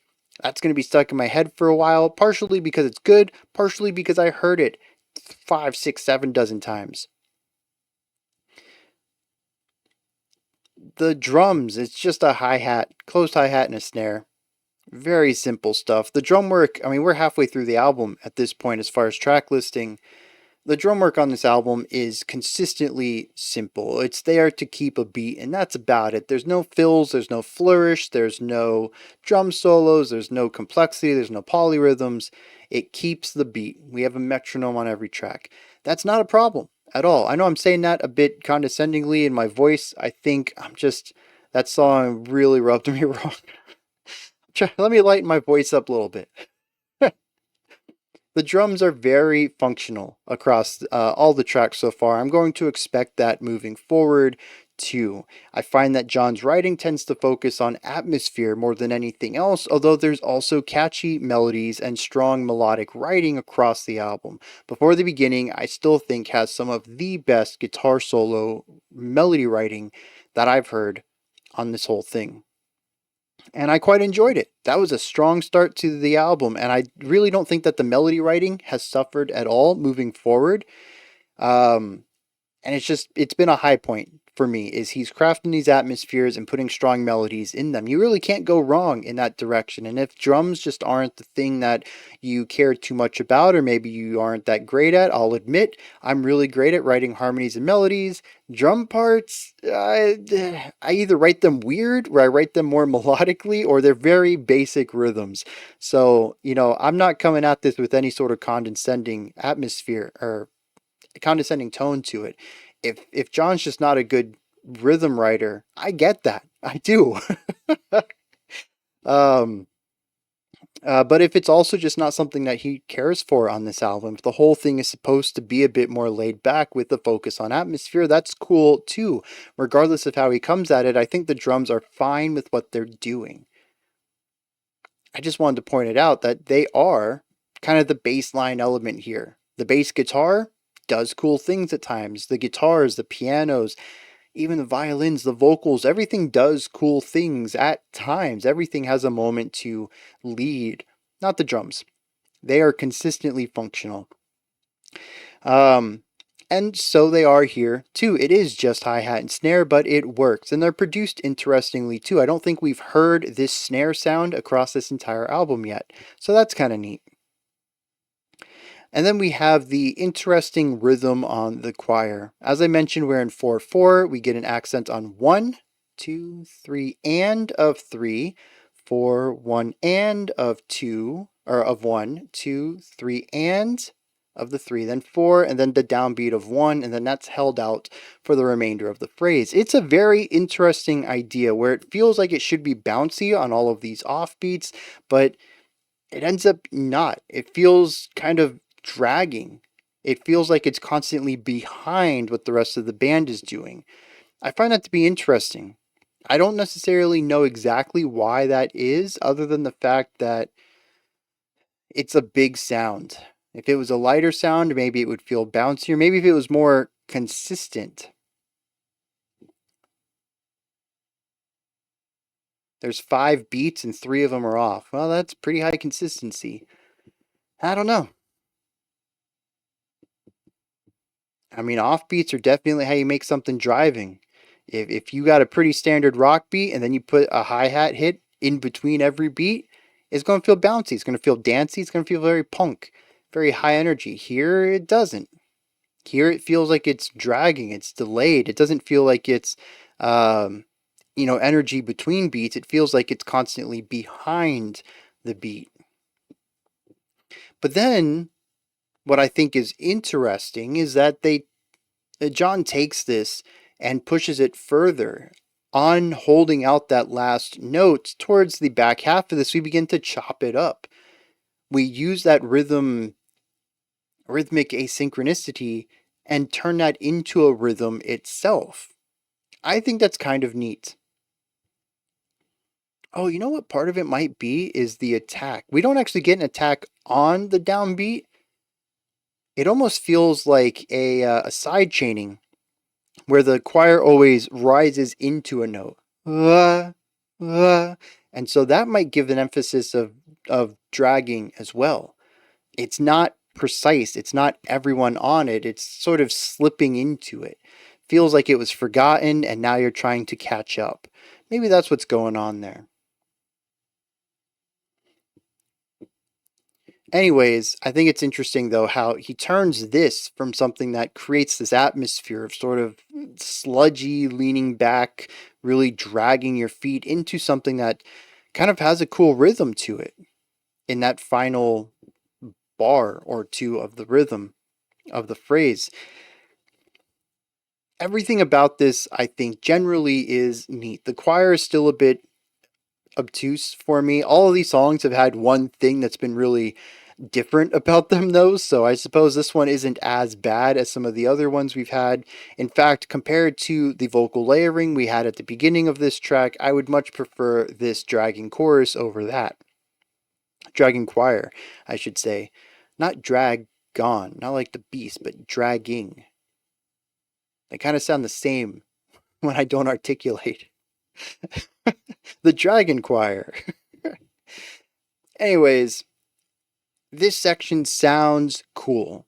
I don't really have too big of an issue with it, and I like the evolution of it too. The bass is constantly reworking its thing. It's like 70% the same every repetition, but there is some variety towards the end as things get spiced up, a little bit of improv at the end of every lick. The choir gets its rhythmic thing switched up towards the end. Like there's just cool little changes to keep it interesting, but not enough to keep it interesting for close to 4 whole minutes. And that's the reason I don't think this really justifies its time. And I think that's what makes me most upset about it, is that this is a solid idea that I liked at the beginning that I learned to hate through the repetition. I find that to be a bit of a shame. And beyond that, I don't really think it adds to anything. I'm curious what the final lyrical lines were before we did this, because otherwise, the music itself doesn't speak to me. It just is. And it just goes over and over and over and over and over. And yeah, sometimes repetition can be thematically important. I'm hoping it is here, but I didn't pick up on anything like that while listening to it. And enjoying something at the beginning and not at the end is never a great feeling. Like I've always said, it's better to stop something early and leave the audience wanting more than to overplay something and leave them hoping that you're finished soon so we can get on to something else. And that's the latter's where I was at on this. I really like this, but I wanted it to end, and that's not a good taste to put in my mouth. Here we have a song that is about a confusion in the relationship, presumably with God, seeing as that seems to be a common motif on this album. It says, "Remember all that you've forgotten. I can't put those thoughts away." It's a very interesting line there. Remember what you forgot. I can't put those thoughts away. Anything I thought is in my head to stay. So I've never forgotten anything. How could I remember things if I never forgot them? How you ask me to remember things I forgot if I never forget? Seems very contradictory. It says, "Now what do we get for trying to follow to a T all of the instructions you gave to me?" Maybe the contradiction is the point. But he says, "What's my reward if I follow everything you ask?" He says, "Did you ever notice that it's for you that I've lived my life? Every time I've had fun, you were on my mind. So this is my last shot. I'll always be less than my other selves, so I feel like I'm competing with someone else, who I could never beat in a million years. I was made to think that we would wind up round here. Will we ever get together in another song? Will you ever tell everyone about right and wrong? Will you let everyone in on the meaning of life and death? Do you need me, or are you waiting for my last breath?"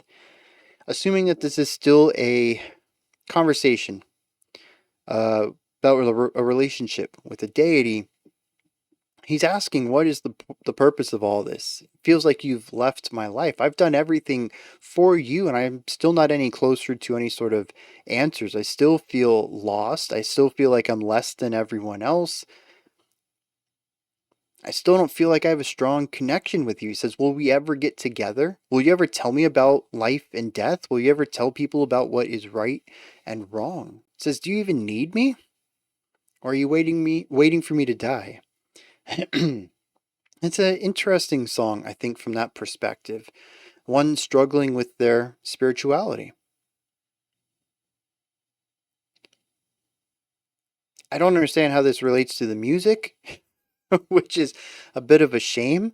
I think Unreachable and Before the Beginning did a great job of sort of bringing a musical and lyrical theme together. God, I didn't really feel that one on, and this one, not at all. So, yeah. Suppose we'll just move forward then. Probably do the next two back to back, Heaven and Enough of Me.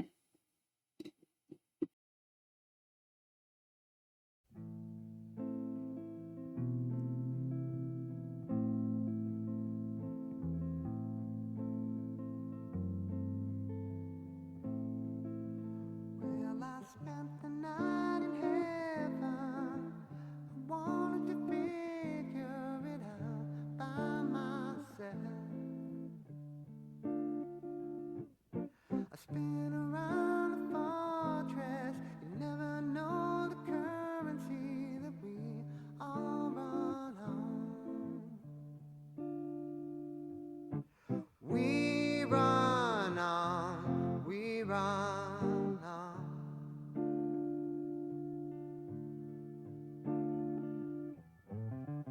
You once told me you keep a billion frequencies on your person. In the night, channel 4, you don't see me looking you up when I'm here. We live fast, 'cause time won't last. I'm going to say the vague organ over here, just sort of growing in size. Like the bomb I am.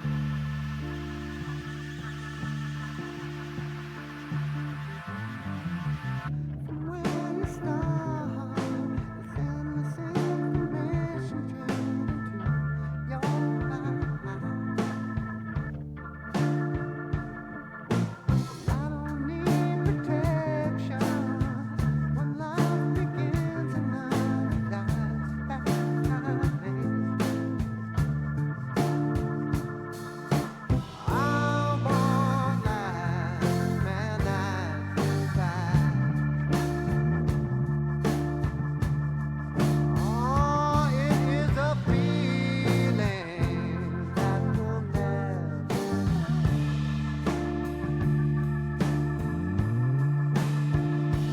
And you know you could be taking us far.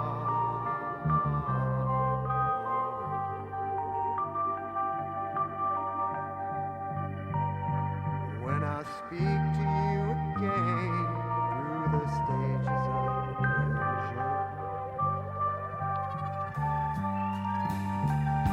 Well, I don't have my own face, so come on and be replayed. There's a future that's calling, Feeling of start and stop here. but I don't see it coming. Brought the violin back in over on the right. Now I don't have my own face. That yeah really made me think we were going to kick it up a notch. I really thought the vocals were going to come up an octave, maybe a fifth at least. Introduce all that energy just to bring it back down though.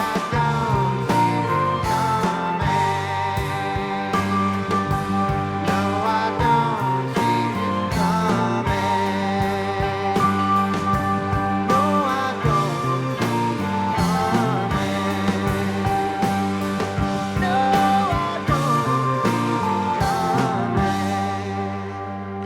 Yeah, most of my thoughts on that are the same as other tracks, although that was more of a solid rock song. Not a lot of experimental ideas there. Still, though, the same basis. Strong atmospheric foundation with strong bass work, simple drum work, vocals on top, pushed off to the side again. This precise time right here are not going anywhere.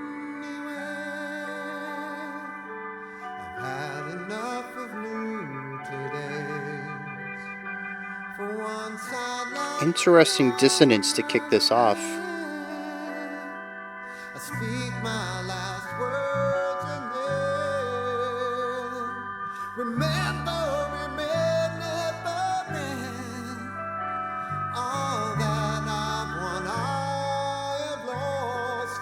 Each passing moment cuts me off. Well, I don't like to waste a chance, but then overflowing. What I don't do will get done by somebody. When I was 5, I saw some plants ungrowing. Where they seemed forwards or back, keep going. So this is one of the first metric changes we have. 3 bars of 4, followed by a bar of 2. It's so easy to see life worth paying. The vocal production, though. Never slips out of our hands. This is also a very Chili Pepper song, though. Find its way back to us once again. Yeah. If the seasons will change, we're all still. It's so easy to see life worth paying. Whatever slips out of our hands will find its way back to us once again.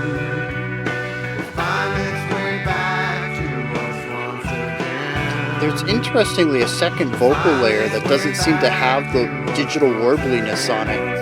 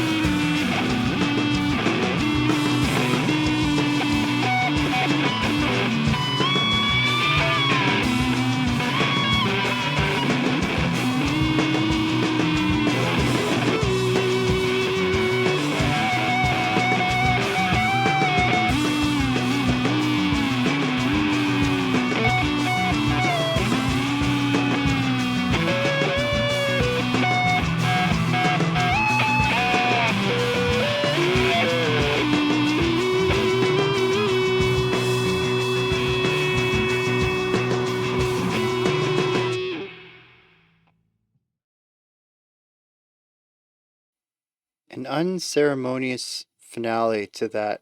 It's just the icing on the cake. Like I had mentioned earlier, track 6's Heaven, other than being a bit more straightforward with its rock foundation, it's pretty much the same as many of the other more straightforward tracks, such as Song to the Siren and God, and the first half of Unreachable, creating a strong foundation, and then putting some vocal work on top of it. I do think it's the most palatable on the album so far, and I appreciated some of the additional instrumentation that was going on in there too. But as far as analysis, I don't really have much to say about it that would be unique to it. Enough of me, though. Very dissonant start. I don't remember what this instrument was. I thought it was bells for some reason, but it could have been guitars, I suppose. Lots of dissonance, lots of tonality things going on, creating something that for me wasn't too pleasant to listen to. From here, though, more of the instrumentation came in underneath it, and we got something that was better for me personally, subjectively. The bass came in much like Song to the Siren. Was it that? Or was it Unreachable? I don't remember now. One of them, I had mentioned that I thought Flea was on bass because it was pretty intense. Same thing happens here. If I had to wager a guess, it'd be that Flea was on this track as well. And that reminds me, I need to check that out. When I pause for lyrics, I want to look at some personnel on this. The bass, though, like I mentioned too, this feels a lot like a Chili Peppers song. The bass comes through as the dominant moving instrument underneath everything. The drums are sort of secondary, or actually in this case, tertiary to everything.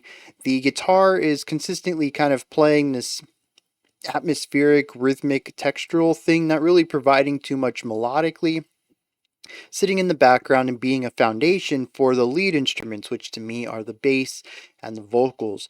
There's some nice additional instrumentation on this one. We do have an organ that shows up at one time, and I think this had the violin on it too. As usual, this is something John does well, is layer up a song over time. And every time we move to a new section, we got something new added there. I thought the vocals on this were fine. They, for some reason, also reminded me of Chili Peppers' melodies, though, in a way that most of the other songs haven't. John seems to have a very distinct way of writing melodies, which is certainly informed by the music that he's probably listened to over his life. Most musicians are informed by their inspirations. That's how it works. But there are a couple of songs on here where I feel like he kind of captures that Chili Peppers melody writing vibe in his vocals, and maybe intentionally, maybe unintentionally, sort of tries to channel that vocalist too in the way that he delivers specific syllables. I don't know, something about this feels like a B-side for a Chili Peppers album. But with more interesting instrumentation, a little bit more experimentation too. But I genuinely enjoyed the first half of this track, give or take, maybe the first 3/4. But, we knew we were going to have to talk about this. That ending. The drums do the drum thing. We got a couple guitars in the background keeping the harmonies going. We got a bass that just keeps doing some funky bass stuff. And then we just have the loudest, noisiest guitar. No focus on melody. A couple of short 2 to 3 note licks thrown in between. A bunch of just distortion and white noise, and just leaning into these sounds that don't grow into anything else. Personally, I found this to be not interesting much at all. I'm sure there's some sort of artistic leaning to it, much like track 1's before the beginning. There might be a purpose for it to represent something specifically rather than to tell a story through traditional music writing. This is the artsy side that this album can certainly lean towards. Maybe I'll be able to come up with something after reading the lyrics and thinking, based off of this topic, this distorted guitar makes sense in this realm. But honestly, it stands out so much from the rest of the track. Like I mentioned, this is a very palatable, straightforward rock song, and then that happens. And it's not only just disruptive compositionally, but disruptive production-wise, too, it is louder than any other instrument has been. It's so much more dominant in the song. I'm curious if this is something that I'm supposed to understand as a thematic thing. This isn't the first time I've brought up weird mixing in the production, or I should say unusual production in the mixing, where some instruments are just given way more priority despite it not really feeling balanced, nor do they really need it.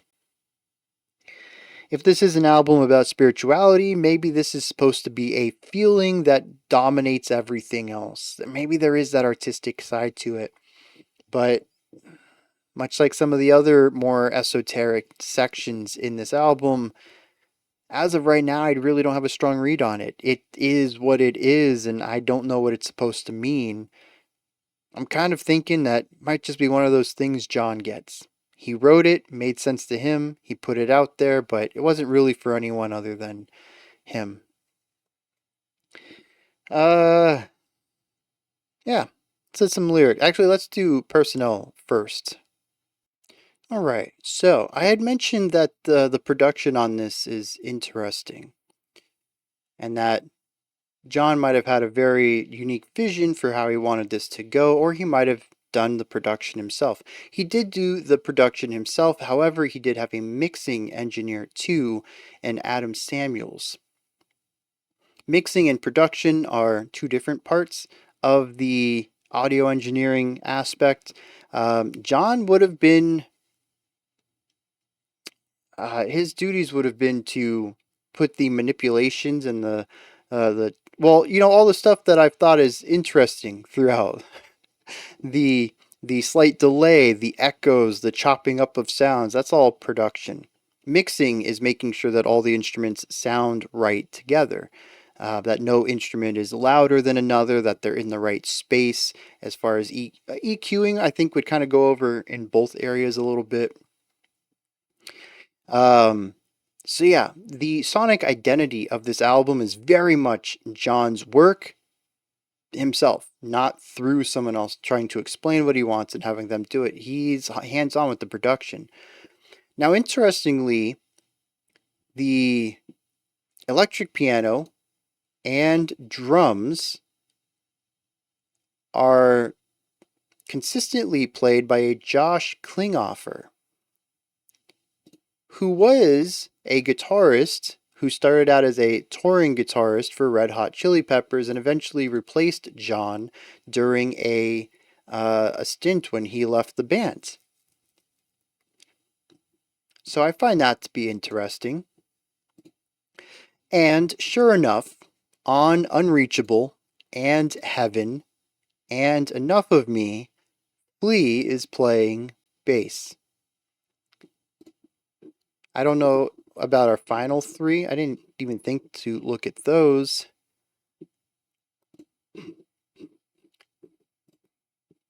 Nope. Last one. Yeah, nope. We are done with Flea. We just listened to the last one. So he was on 3 tracks here. I called it. I called it the bass work. I didn't pick it up on Heaven, but on Enough of Me and Unreachable, it was just so iconic. It was his style. Yeah, I feel kind of validated in being able to pick that one up. So that's kind of cool. He's called some friends in from his work with Red Hot Chili Peppers to help him out on this. I dig it.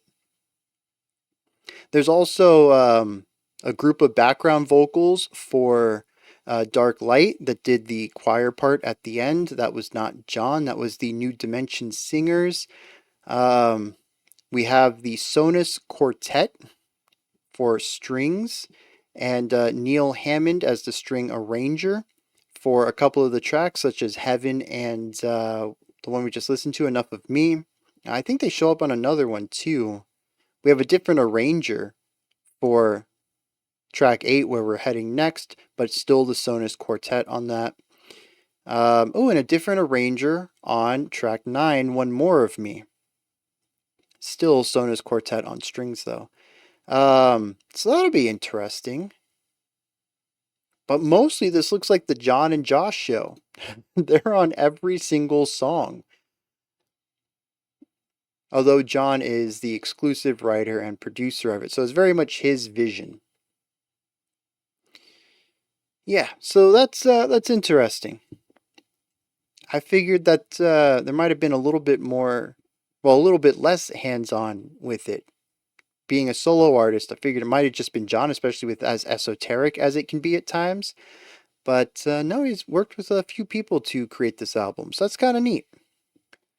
Heaven kicks off with the phrase, I spent the night in heaven, wanted to figure it out by myself. Again, this isolationist. I won't take it for anyone else. I won't be guided around here. I gotta see this through myself. I have to be only informed by my own thoughts. So as I spin around the fortress, you never know the currency that we all run on. You once told me you keep a billion frequencies on your person and the night with channel 4, but you don't see me looking you up when I'm here. We live fast 'cause time won't last. See me burning like the bum I am. From where you start, there's endless information drilled into your eyes. Leaning on that again. I don't need protection. When life begins, another dies. It's just bad timing. I won't last. That's the facts. It's a feeling that will never pass. This whole thing right here is interesting because it says he spent the night in heaven, but then we kind of jump back to being on earth, being alive in this plane. And he basically says we don't have a lot of time, so we live things pretty fast. None of us really last, and it's a feeling that never passes. You always feel this element of death. Maybe it's not something you constantly focus on, but it does drive your actions. I mean, simple fight or flight isn't necessarily, thinking, oh, I could die or maybe I won't and run away and live another day. But it is sort of the idea behind it. It's survival instinct. It's something baked into most living things, survival instinct. And that's what he says right here. He says it's a feeling that never passes. So he basically just says life goes too fast, so I decided to check out heaven myself for a second. I really don't know how that first stanza kind of tucks into all this feeling of life isn't long enough. But then we wrap the song up. I don't have my own face, so come on and be replaced. There's a future that's calling, but I don't see it coming. The only thing I can relate to this is the idea that when life begins, another dies. He says that we're here to be replaced, that according to this deity, we're interchangeable. All humans are the same. When one goes, one gets replaced in. Look, it's still the same amount of humans. And if that's really the perspective of this deity, it doesn't really feel like they care about each and every one of us, does it? I don't know. This is an interesting song. At best, I can sort of view it again with grappling and struggling with spirituality. But John, I I was on board with some of your earlier tracks as far as like getting what you were at. I might not have agreed with them all, but I understood what you were talking about. This one's really, really odd. I'm curious. Curious what the intention is behind it. What John is trying to say here. Because there's a breakdown of information. Something got lost in translation. I mean, this is English. I'm reading it, but it's just not making a lot of sense to me personally. So, if you got an interpretation on this, please let me know down in the comments. I'm really interested. I don't know how to pair this back to the music, other than the music just being really straightforward and this not a schism there. I don't think that's worth reading into, though. It says the precise time and right here are not going anywhere. Basically saying the present is always the present. This time right now and right here, where we are at this point in time, isn't going anywhere. You will always have an infinite, well, not infinite, but a vastly large amount of right nows in your future. Every second is a new right now. He says, I've had enough of new todays. For once, I'd like to go another way. So he's just kind of tired of every day sort of being the same. Every moment, every right here being no different than the last. Says, well, I don't like to waste a chance, but they're overflowing. I think that's interesting, to view every moment as a chance. What I do right now could be something that I couldn't do a moment ago. It's a chance to do something. And if I let that pass me by, another moment will present another chance to do something. It says I don't want to waste them, but they're overflowing. I have so many chances to do things. He says what I don't do will get done by somebody. This is interesting. It brings up a semi-nihilistic view on things, which I think lines up interestingly with the last song, saying that he thinks that people are rather interchangeable. He says, when I was 5, I saw some plants ungrowing. Whether seen forwards or backwards, they keep going. I've been thinking about this. Is the use of ungrowing supposed to be something different than dying or even stagnation? Or was it simply just to rhyme with going?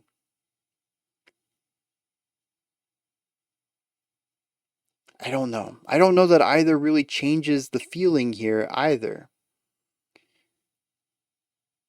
That time goes. You can't change it. There's no decaying to it. There's always another moment, always another person. He says if the seasons which change were all still, it's so easy to see that life would fail. Whatever slips out of our hands will find its way back to us once again. I don't really know how to interpret this in the context of the rest of the song. Everything else seems to say that I'm tired of what's happening right now, but right now is the only thing that ever happens. And there's so many chances to do something new, and as much as I want new, I just tired of taking chances. Someone else can do the new. Time's going to keep going whether I choose to do anything or take my chances or not. But here it says that if the seasons stopped, then life would fail. Is he saying that that's why he doesn't stop? He doesn't like wasting chances. He's getting tired of doing things in the now, but if he stopped, then life would stop. He has to continue to take these chances. He says, whenever something slips out of your hands, you'll find its way back to us once again.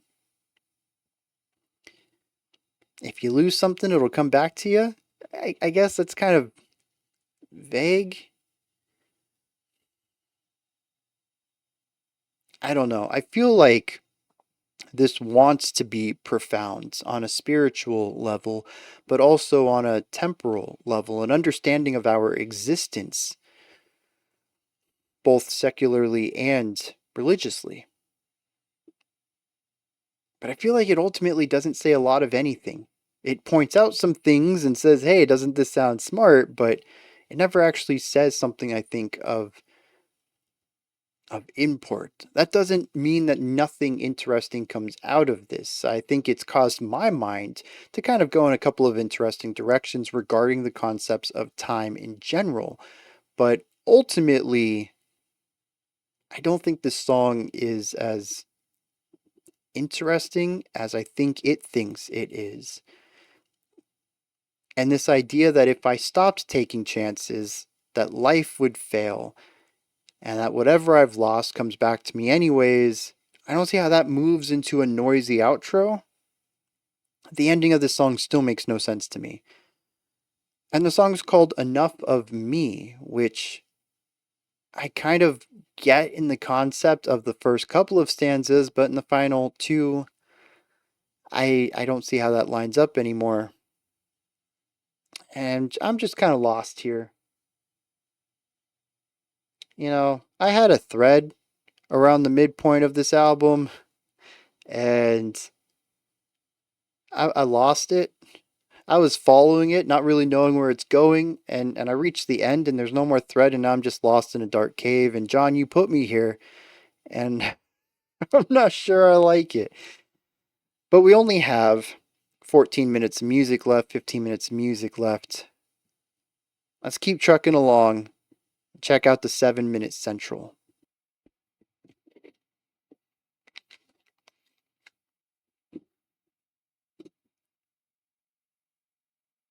I'm central to nowhere, thinking of sweeping it clean. I like the piano here. When we choose to go, we're losing more. The bass is a nice idea too, but the arpeggiation is fresh for the album. I've gone around the sides of this universe as it stands, outside the limits of all existence. Well, that never ends. We're grateful to the gods, whether they're real to us. Some fun guitar work over here that's playing nice against the piano. They might place nothing here. Remember that moment by the face.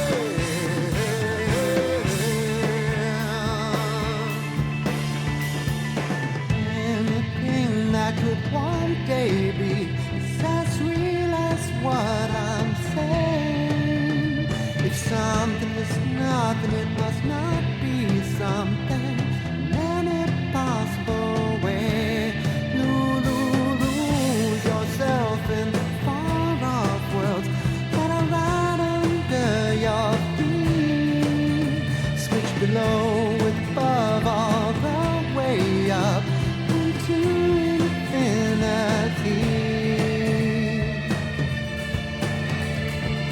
We're faithful we are, whether we know ourselves or not. Walking alone, time to say, none of us lives the very way.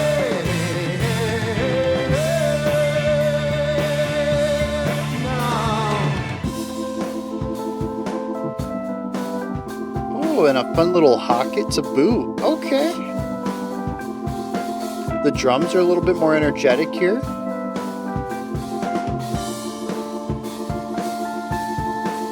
I'm dreading a time that is not near. As a man on the cross, I have no fear. I can't believe these words I'm saying. You gotta feel your life, you gotta feel your life. Dreading a time that is not near. As a man on the cross, I have no fear. I can't believe these words I'm saying. You gotta feel your life, you gotta feel your life. Dreading a time that is not near. As a man on the cross, I have no fear. I can't believe these words I'm saying. You gotta feel your life, you gotta feel your life. Dreading a time that is not near. As a man on the cross, I have no fear. I can't believe these words I say. You gotta feel your life, you gotta feel your life. Dreading a time that is not near. It's about the halfway point in one of the longer songs. Time to switch it up.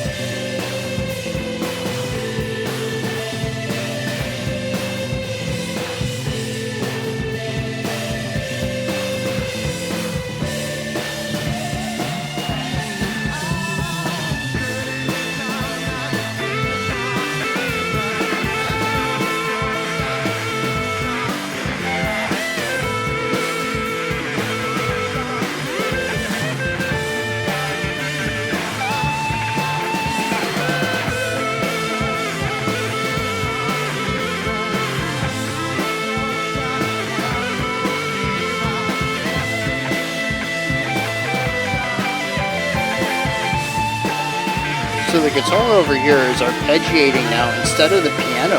Kind of passed that idea along.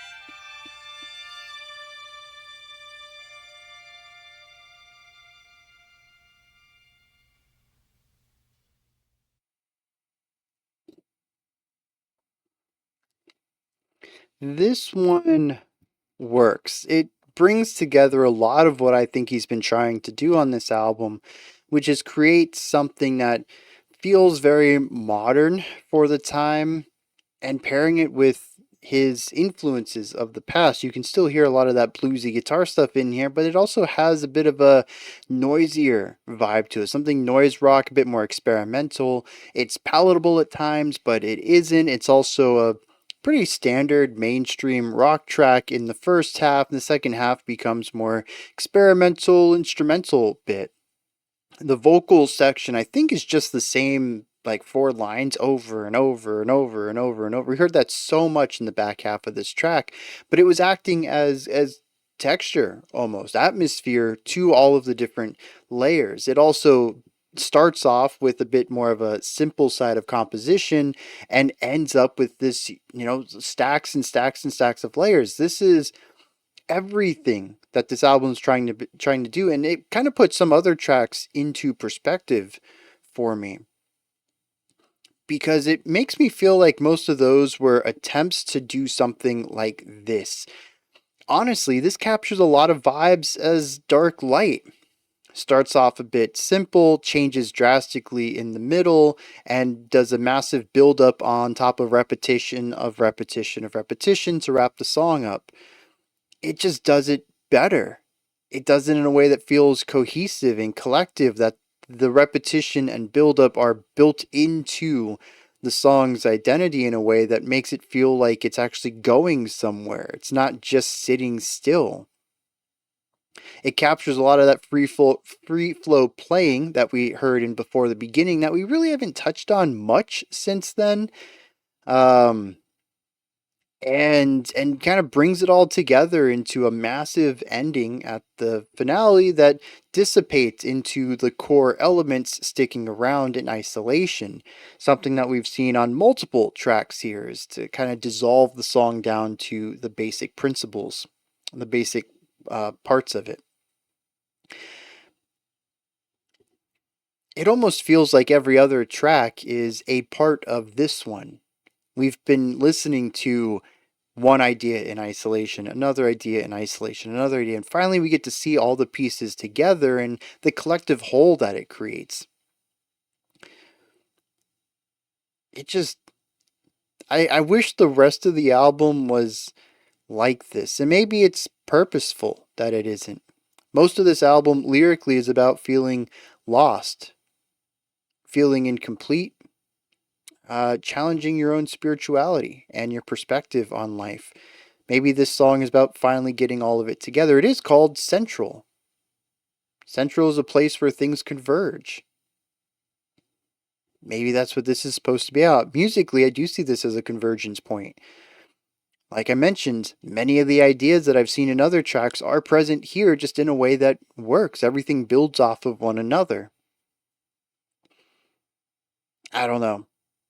What I do know is that while I enjoyed the introduction to this album, the middle third has kind of not treated me as well. And if this is indicative of what the finale is going to showcase, I think I'm going to enjoy the ending of it too. There's just a lot of focus here while still being experimental. I mean, even taking the idea that the piano at the beginning of the song has its little arpeggiating idea, rising up, falling, rising up a little bit, falling again. This sort of ebb and flow on the piano line eventually gets passed on to the guitar, like, I don't know, 4 or 5 minutes later. It's pretty cool that it's brought back as a motif to say, hey, this was part of earlier in the song. We're going to put it on a new instrument now. We have the hocket, two instruments coming together to create one idea. There's a lot of concepts of continuity going on here that I just haven't felt too strongly on the album. I really dig it. The melody here is interesting in that, again, it kind of feels like a Red Hot Chili Pepper song. In fact, this one reminds me a little bit of is it the outro of Snow? Is that what it's called? I think that's interesting. I think this is the first one that's reminded me of a specific song rather than just a vague feel of Chili Peppers. But his vocal work here is different than elsewhere too. Different style. It's still a bit more of a resonant chest voice, but it almost seems like there's a faux emphasis put on it. Like too much emphasis. It almost sounds fake with the way that he starts some of these syllables, with just like an extra, especially on the H sounds, just just really getting this explosive sound at the beginning of words. He hasn't been doing that at all on the album. It makes me wonder what's going on with that. What's the purpose? What's the intention behind it? But we do have a building up of ideas, and pretty much right in the middle of the track. The first half, Palatable rock. Love it. I have no criticisms for it. No comments really individually either. It builds up a lot of the ways he's built the other ones up. Starts out small, adds new ideas as he goes. Bass does some cool bass line stuff. I will say the drums, though, are a bit more interesting here with the syncopation to the pattern and moving outside of the pretty simple ideas we've seen in the past, really just accenting downbeats. This one has syncopation, has offbeat hits, it has a nice bouncy feel because of the way that the snare and hi-hat play around each other's accent points. It feels like it has energy in a way that the rest don't, and again, that kind of fits with my idea of convergence, of bringing things together, of finally seeing eye to eye and working cohesively rather than in competition or outside of an understanding of one another. Which is actually Unreachable was about not being able to see eye to eye. Was that supposed to be about not seeing eye to eye with God? Maybe. Regardless, pretty straightforward rock here at the beginning. Almost immediately at the midpoint. This song is 7:17, and I think it was like 3:06. Oh wait, it had to be 3:30 something, 3:40 something in order. Okay, so just before the halfway point. Very close though. Massive guitar tones come in. Just surround the song. I don't know how to interpret this yet. I want to say, oh, this is his relationship with this deity. This deity is creating this force field around the music. We're finally seeing everything to come together. But I don't think that I can read some of the other songs that do this as well. Taking a pretty straightforward track and putting noise on it has been a staple in the mid third of this album, and a lot of those songs are about kind of feeling distant from this deity. So again, that read might not be accurate here because I would have to apply it elsewhere too. This is a technique that has shown up a few times.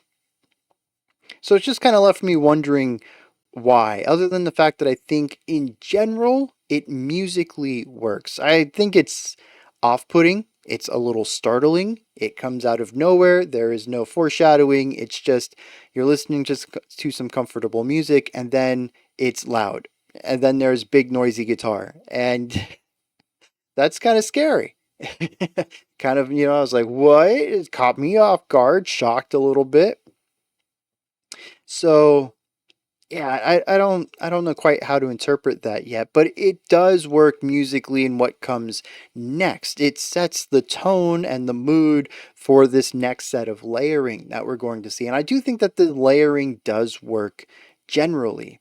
We have the vocals going on with that one stanza, just kind of drifting in and out of focus, left side to right side, getting quieter, getting louder, just kind of existing in the background. And through that, we have the strings giving us these chord progressions. The piano comes back for a moment and then leaves, and not long after that, we get a guitar over here on the left that brings in the piano ostinato from the beginning of the song. I thought that was pretty nice. We also have the guitars just kind of going off here. More what sounds to me like noodling. I mean, it could completely be pre-composed. Same thing goes with before the beginning, could totally be pre-composed. But the way that the guitars sound here, just like between the beginning, feels very one take to me. Everything just naturally flows into the other, and it kind of feels like exploration, I think, is the best word for it. And that's why it kind of feels like noodling. You can certainly pre-compose exploration, sure, but here it's, I don't know, there's just something about the act of seeing what you want to say and improvising it out on an instrument that I feel in the music here. And then we get layers of that though. We get a second guitar coming in here. And I think a third guitar, maybe some other distorted instrument. And it's just layers upon layers of sound. It's cacophonous, it's noisy, it's muddy. There's a point around, I don't know, a minute and a half to go when I really couldn't tell you what was going on. I can't hum any of the melodies. I had a tough time focusing in on specific instruments. It becomes a lot to take in, and I just closed my eyes and felt it. What should have been noise kind of came together as power, something overwhelming and foreign but comfortable. Again, my gut kind of wants to go towards the spiritual side of he understands his deity now. In a sense, not everything's going to make sense. There's just, you can't do that when you have a person who can't live more than 100 years tops and a deity who's been around for tens of thousands. Perspective, scope, all that stuff is going to be different. But you can still feel comfortable and warm within their presence. And you can still feel safe despite the lack of, being on the same level entirely. I think that's what the song's really trying to go for. What would it feel like to spiritually be connected to a God? Not the Christian God, who to me is always kind of given a bit more human emotions and characteristics than I think a deity should have. Not the Greek gods, who kind of have that same shortcoming, but like a proper cosmic force.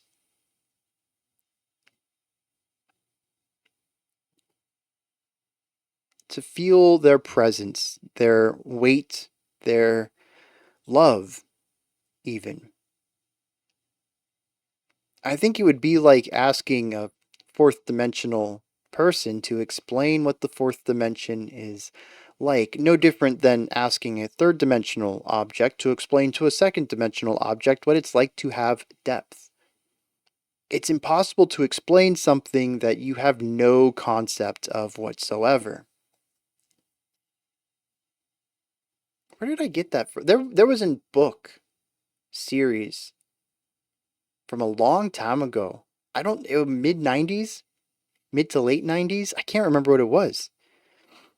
But like the first book was about two-dimensional objects or something like that, sticks and squares and circles, and they had their like worlds and everything, and they had their conflict. And the sequel was about a three-dimensional world, and they like tried to explain to them what it was like to have depth, and like you just can't. Maybe this was a fever dream because this sounds wild. Maybe it wasn't a book at all. Um, but yeah, you can't explain. You can't make someone feel that level of scope. It's too big for our human brains, I think. And so maybe this overwhelming noise at the end is supposed to be this vague understanding of one another. I might be a bit charitable with that, but given how everything else in here, I think, kind of comes to a point of unity at a center, I kind of want to read the music the same way. Let me dive into some lyrics on Central and find out what's going on there. And this one, man, either this is ridiculously deep or it is word salad. It says, I'm central to nowhere, thinking of sweeping it clean. When we choose to go, we're losing more than just our surroundings. I've gone around the sides of this universe as it stands outside the limits of all existence where light never ends. So he says he doesn't really have his roots down anywhere. He's been everywhere, and he kind of wants to wipe the slate clean, start fresh from somewhere. Just doesn't quite know where that is. The first time we see the chorus, it says, we should be grateful to the gods, whoever they are real to, they are. That line is just kind of awkward. It took me a long time to get around to it, and I'm still not sure if this is what he's saying. But whoever they are real to, they are. If the gods are real to somebody, then they are real, is I think what he's trying to say there. It says, I value my placement, as in hell, remember that moment that I fell. Again, a metaphorical hell, possibly. He did say that he visited heaven once. Maybe he decided to visit hell once too, and he values the time he had there, I guess. That time that he fell, I don't know. Verse 2, anything that could one day be is as real as what I'm saying. If something is nothing, it must not be something in any possible way. We got some real Dr. Seuss going on here. All he says is that anything is possible. Right? If you ask, I don't know, somebody from 30 years ago, hey, you ever think you're going to have phones that fit in your pocket that are microcomputers? They'd be like, no way. But anything is possible. And if you can think of it, that thought will eventually become a hypothesis, will eventually be tested, and will eventually develop into something. It just takes time. But for something to be nothing, it can't even be that thought. It has to be completely unthinkable by everyone. Now, again, like I said earlier, this is either deeply profound or it just is. It's not really saying a lot. Because we go from this idea of basically nothing is nothing because everything is something to lose yourself in the far off worlds that are right below your feet and switch below with above all the way up into infinity. I'm very lost on that one. The second time we see the chorus, though, it says we should be thankful who we are, whether we know ourselves or not. Walking along myself, neither of us listens very well. The first half of this makes sense. Regardless of whether we know ourselves or not, we should be thankful that we're still here. I think the idea of knowing ourselves is more about coming to terms with who we were. Something that even I kind of use, I never even thought about this, but the way that I talk about my teenage self or my past self as if they're a different person when kind of they are. Who I was, how I acted, how I thought when I was 16 is very different than who I am today, and I can actually see a path where if I had stayed on there, I would be a genuinely different person than who I am in front of you right now. And who knows who I will be in another 15, 20 years. I think this is the idea of knowing ourselves. He says that he walks alongside himself. I kind of see this as a way of walking through your past selves and just being kind to them, being thankful to them for bringing you where you are. May not be perfect, but it could be a lot worse. But he says neither of us listened very well.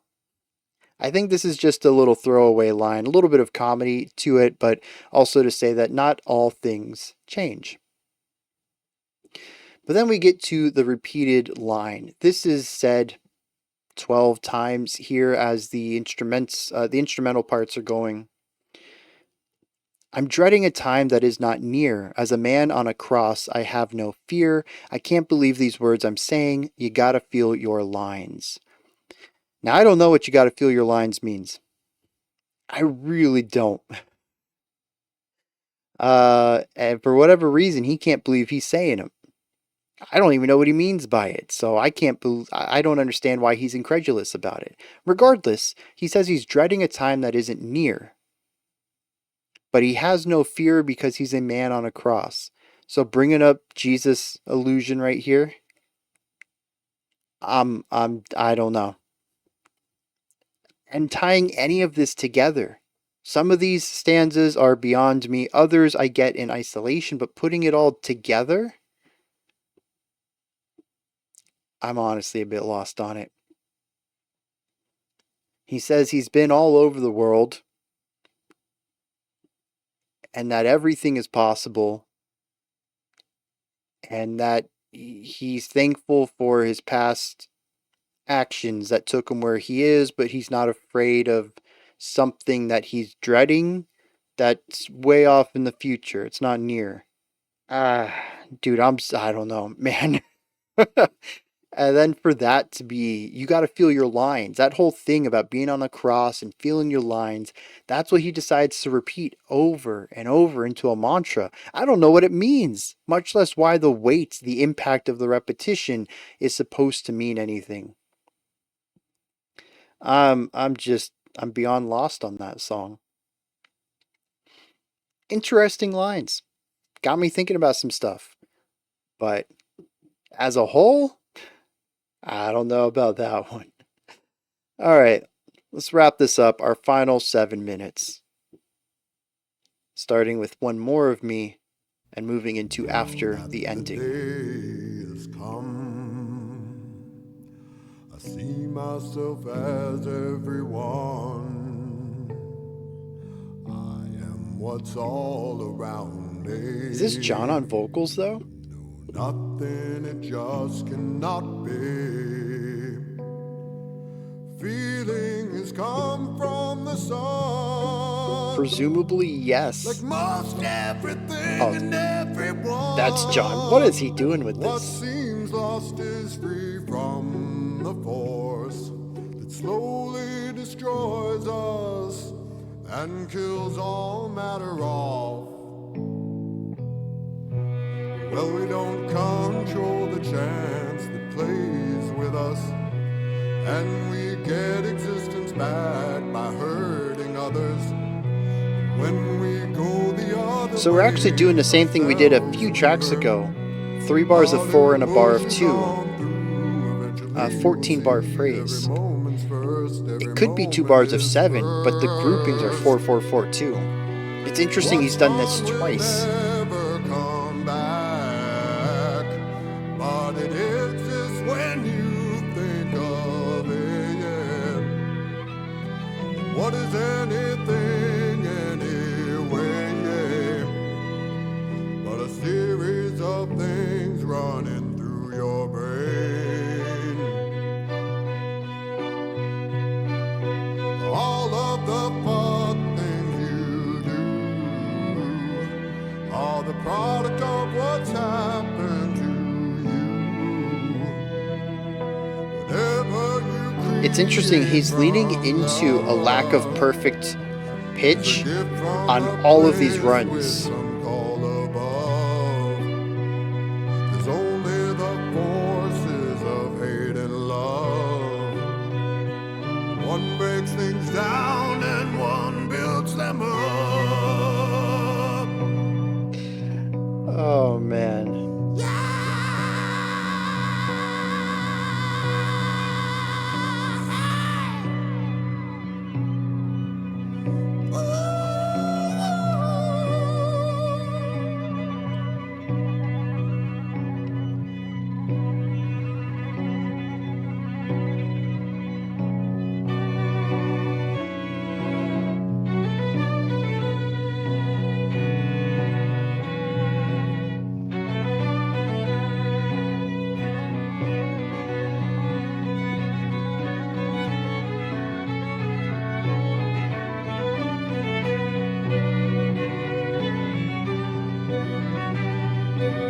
Oh, we got...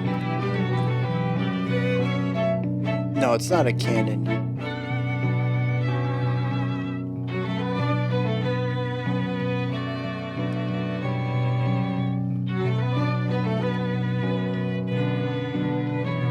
Dude, I'm digging this though.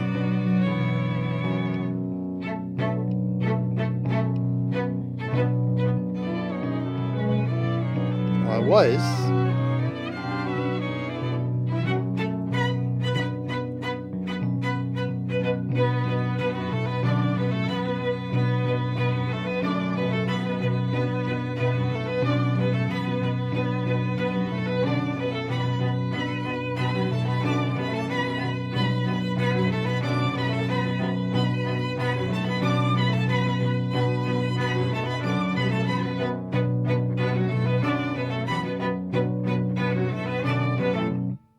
Yep. I know I said we'd run that to the end, but you know, when you come out with something that different, I gotta bring it up. Shout out to Jeff Gallegos, the string arranger on this one. Sonos Quartet sounded awesome, but they've just been consistently great this entire album. It's a bit of a shame that I think that's one of my favorite parts of the album so far, and as far as I'm understanding it, John didn't write it. It's one of the few things that he, well, let me see. It doesn't say it was composed. It says it was arranged. It's possible that John wrote this for a different set of instruments, and then Jeff came in and adapted it for the string quartet.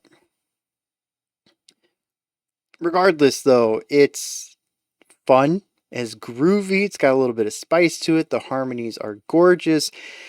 I do think that maybe John didn't write it. Not that he couldn't, but that it's so distinct from his writing style that he's been showcasing on this album.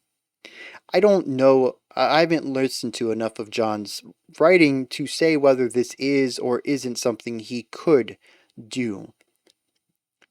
But it does stand out as a different composition style than what's been present anywhere else. So, I'm leaning on the fact that Jeff probably wrote this. Regardless, this track is very interesting. Kind of a straightforward bluesy rock track, though we do have the strings in here which kind of spice up the atmosphere a little bit. To me, none of that's really that interesting. There is some nice guitar lines in here. The drums are more interesting, more intense, more layered than some of the other ones. It kind of reminds me of what Central was doing, and I wonder if this is just an escalation of drum complexity as the album proceeds towards its ending.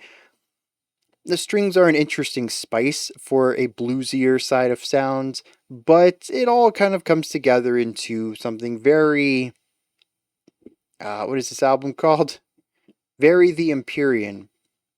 It just fits with the way that John has consistently built up songs and the way that he builds atmospheres. The type of guitar playing that we have heard consistently across this album. What stands out to me here is the vocals. He's got this really deep, low sound going with a lot of grit. And I just, what? It cracks me up, and it probably shouldn't. I don't think that's the intent, but it sounds overdone. It really sounds over the top in an absurd kind of satirical parody kind of way. Um, and I don't think that's what he was aiming for. I really think that based on the general sound of this song, that he was going for something more straightforward, more serious. That's the word I want.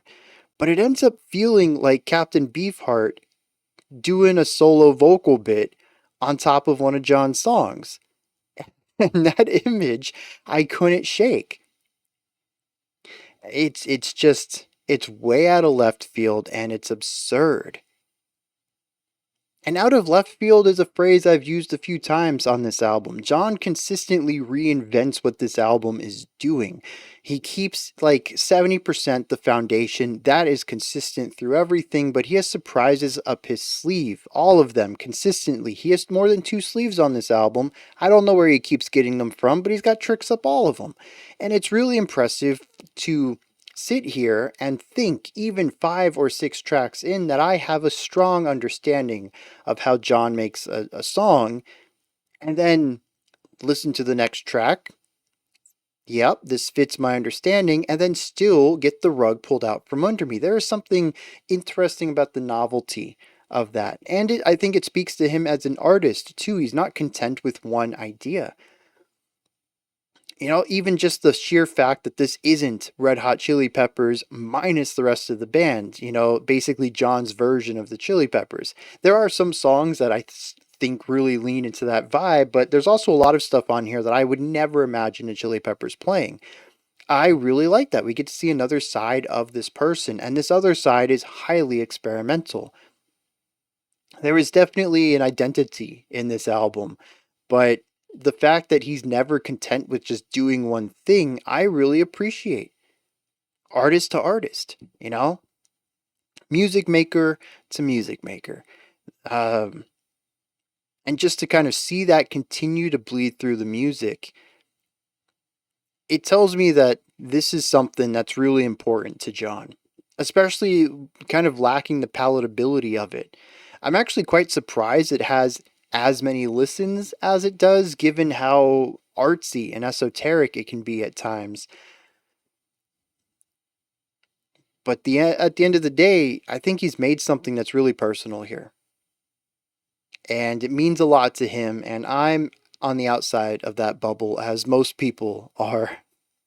There's only one John Frusciante here, so all I can do is look on and say, you know, I don't get it, but I get what you're doing. And I think that's ultimately where I sit on this one. Did I enjoy the song? Yeah. Do I get it? No. Did I enjoy all of it? No, there's a few things in here that just weren't for me, and this goes for the whole album. I love parts of it. I kind of dislike other parts. But at the end of the day, it's very much John. And what I think my favorite part about all that is, as I get further into this album, I realize how much of it was probably by John for John. Just happened to release it out to the public, but I think a lot of this means a lot to him. Even if it comes off as garbled words and randomly wanting to be profound statements to us, it means something to him. And this is actually backed up a little bit in the previous track. I just linked this together.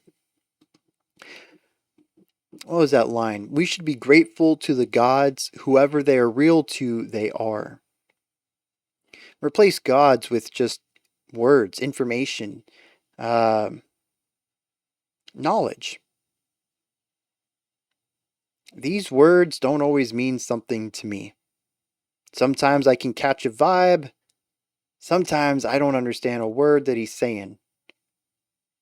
But these words, these statements, they're real to him. They mean something to him. He wouldn't have made it if they weren't real. This album is important, even if it's not important to me. And I I really appreciate that here at the end, still kind of being very confused about all of this, I finally have come to that conclusion. If nothing else, it makes me want to talk to John and figure out what he was doing with this, what any of this means to him. I get a gist of it, at least on the first half. But this back half it's cryptic. Musically, lyrically. It makes it into a neat puzzle that I kind of want to solve, but I don't think I'd ever be able to. Not by myself, anyways. Let's check out some lyrics for One More of Me, and then we will really wrap this album up with the final track. Okay, John. Okay, John, now we're cooking with fire. People don't say that. It says, now that the day has come, I see myself as everyone. I am what's all around me, know nothing, it just cannot be. We're beginning to tie some of these ideas in. We literally just got done talking about how nothing can be nothing, that everything must be something, because to be nothing is to be something that is inconceivable. So he says that I am a product of all that is around me, and I'm not nothing. I'm not worthless, because nothing can be nothing. It says what seems lost is free from the force that slowly destroys us and kills all matter off. That says, well, we don't control the chance that plays with us, and we get existence back by hurting others. And when we go the other way, it's ourselves we hurt. But who pushes on through eventually will see every moment's first. It talks about how there's ways to bring other people down, how there's ways to bring ourselves down, and that there is a force out there that tries to bring everything down. But if we can get past that and see what's on the other side, we'll find something that makes every moment a first. Remember, he was talking about being bored with life, how every day was just a moment. Every moment was the same, every day was the same. He says, what's gone will never come back, but it exists when you think of it. The idea of something slipping from your hand, but still being able to get it later. That line really threw me up a couple of tracks back, but here it comes together. What's happened has happened, but we still have memories of it. It did happen. The moment is gone, but the repercussions of it exist, especially as the way that we are today. We are who we are based on our actions in the past and what other people did to us in the past, their actions upon us as well. He says, what is anything anyway but just a series of things running through your brain, and all the messed up things you do are the products of what's happened to you. So whatever you create from love then is a gift from the place which some call up above. And he says that we can really hurt each other. And usually when we hurt each other, it's because we've been hurt in the past. So he says there's a cycle of pain here. So that if humanity is fixed on this cycle of pain, then anytime you create something from love, you're working with an external force. And he relates this to God, to a deity, something outside of the human loop. He says there are only forces of hate and love. One breaks things down and one builds them up. Yeah, a few callbacks to lyrics on other songs. Some of them really threw me off in isolation, but I like how he's bringing them back, giving them purpose, and presenting them within the whole. This was something I was talking about that Central was doing musically, trying to bring everything together and make some meaning out of the cacophony. I really dig this. This song was kind of iffy for me, but lyrically, I love how this is wrapping the album up. Not only that, but it's presenting a very positive message that I can get behind. It brings some of the negativity, some of the confusion and the loss and the pain from this album and finds truth through it. Not a nihilistic truth that I thought the album was really going in, not in concept of isolationism, but a concept of love, both self-love, which is really important to this album, and the love that you put out in the world. Yeah, yeah. This perspective. This is just one of those albums that you got to get through once, see what happens at the end, and then you can go revisit it with the knowledge of what it's trying to say eventually. It's like one of those good films when you're confused all the way through until you get to the twist ending, and then you go rewatch it, and like it's so much better now that you know what it was attempting to do and what it does, and how seemingly odd choices throughout made a lot of sense with the ending in mind. I'm really curious to see what we do next since it's after the ending. If before the beginning was before humanity, before creation of anything, after the ending must be after everything. What does that look like musically to John? What does it sound like lyrically? Let's find out.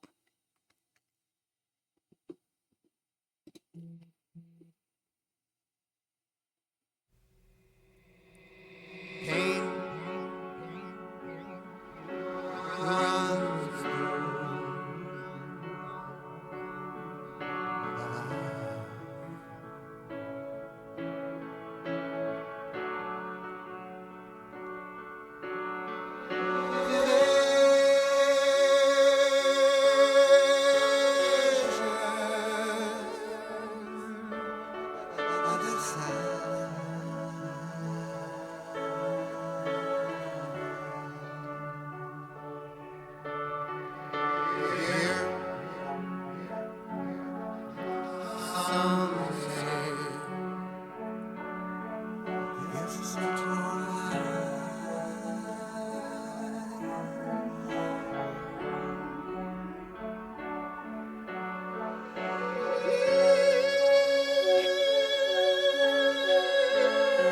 So we're in a 5/4 right here, which is interesting.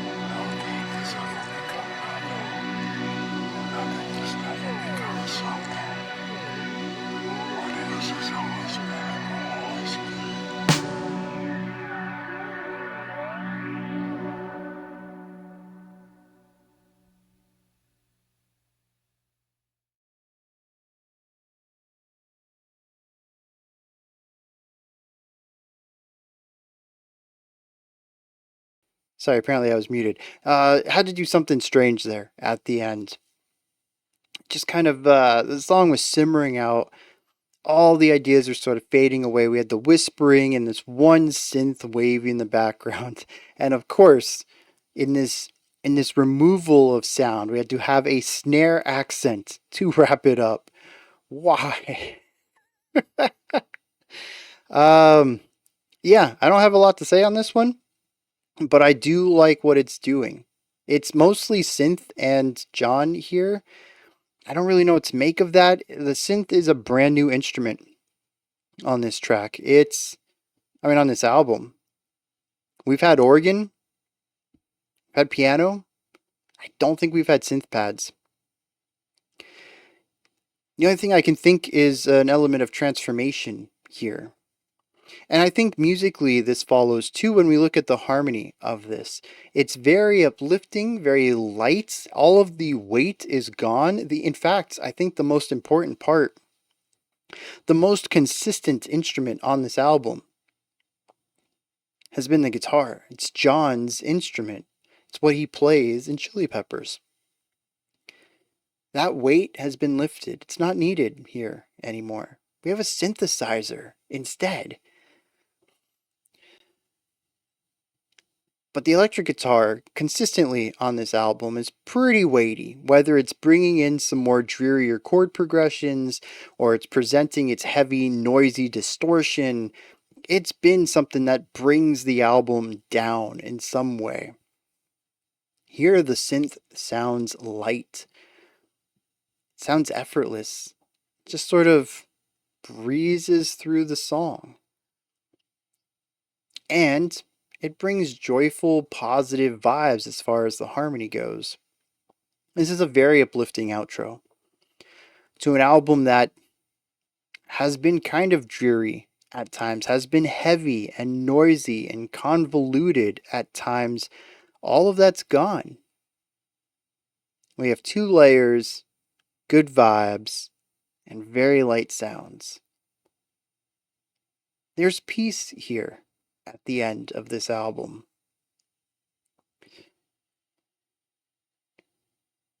That makes a lot of sense coming off of One More of Me lyrically.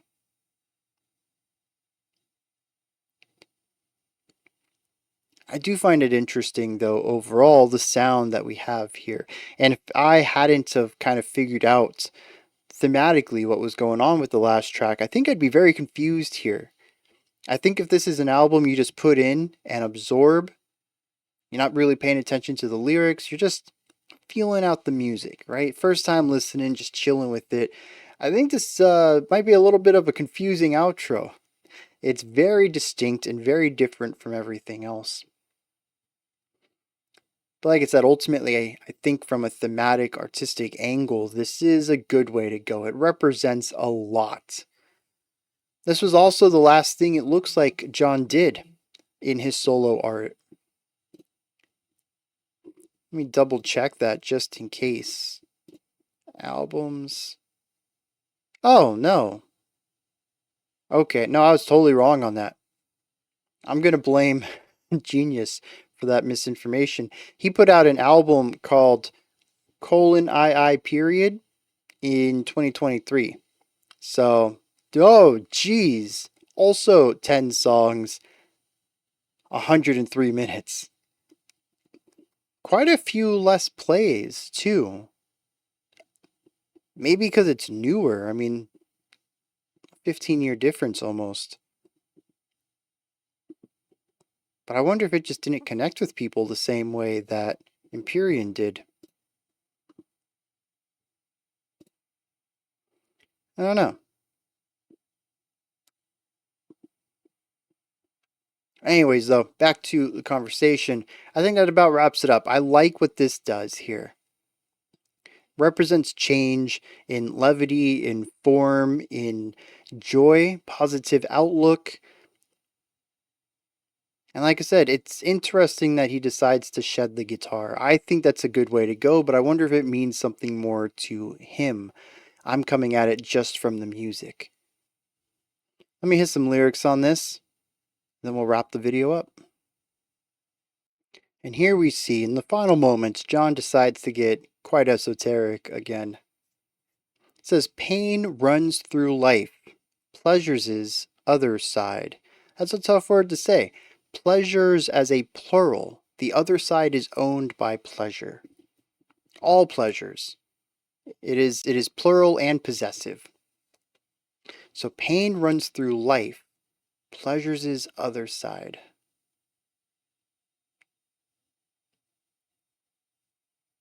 I don't know. I've stared at that too long.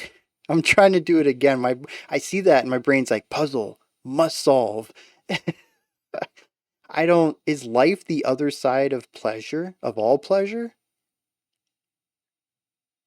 Or is it saying that pain is the other side of all pleasure? Which makes sense. That's a really weird way to write that if that's true then. Anyways, says fear, some say, gives us such long lives and it leads us where we drive. Fear dictates what we do, 100%. We already talked about that a few tracks back with survival instinct. Then it says time will soon be born. It is starting at the dawn. So now we've jumped back to the beginning of all things.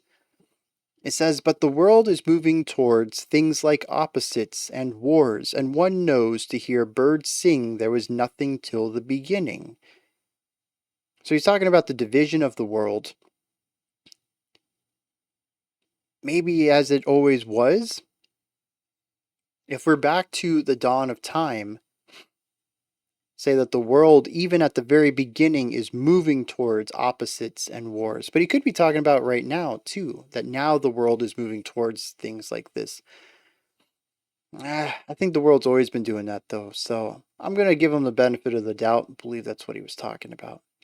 He says, the water from my eyes is because I care who dies. Although death is transforming, there is nothing after the ending.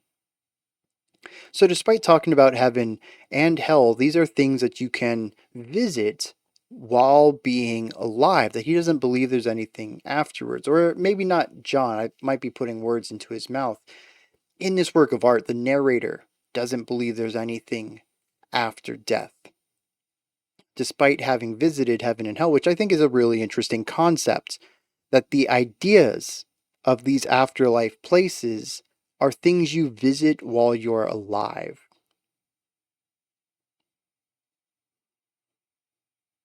But that's it. He says he cries because he knows there's nothing after death and he likes for people to be alive. He cares about the people who live and die. And then there's the whispered part. This is interesting. Everything is eternal. Nothing does not exist. No thing has ever become nothing, and nothing has never been something. What is has always been and will always be. This goes back again to an earlier track, and I wish I could remember which one it was.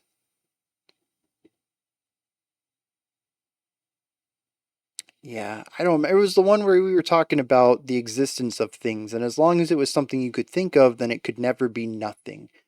And for something to be nothing, it can't even be something that's conceived of.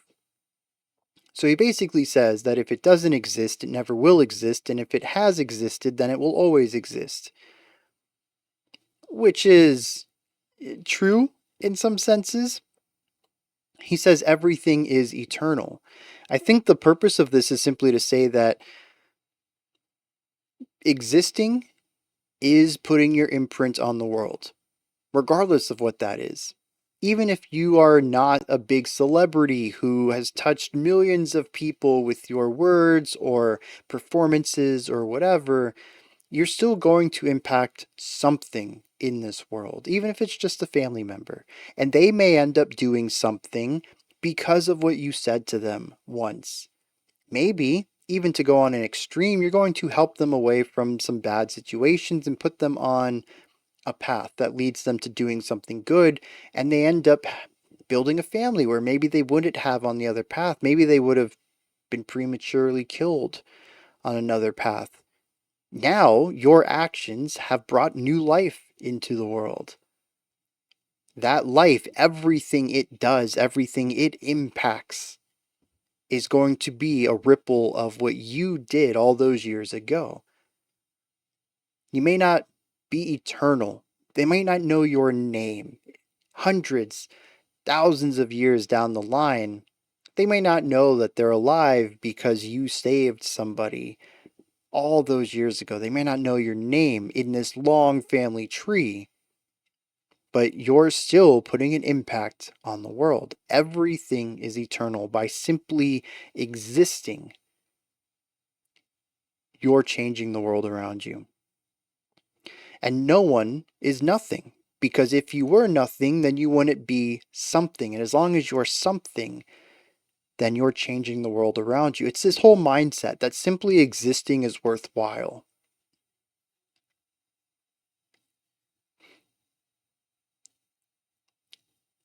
Like I said, it's interesting. I think there's a lot of depth to it.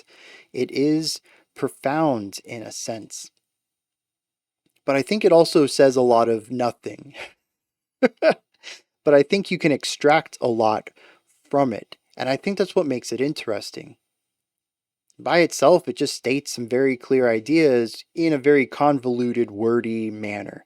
And as somebody who doesn't know how to shut up and spends 3.5 hours talking about an album, I know something about convoluted, wordy descriptions of things. But the fact that it can be dissected, it can be extrapolated, gems can be gleaned from it. That's what I find interesting about it.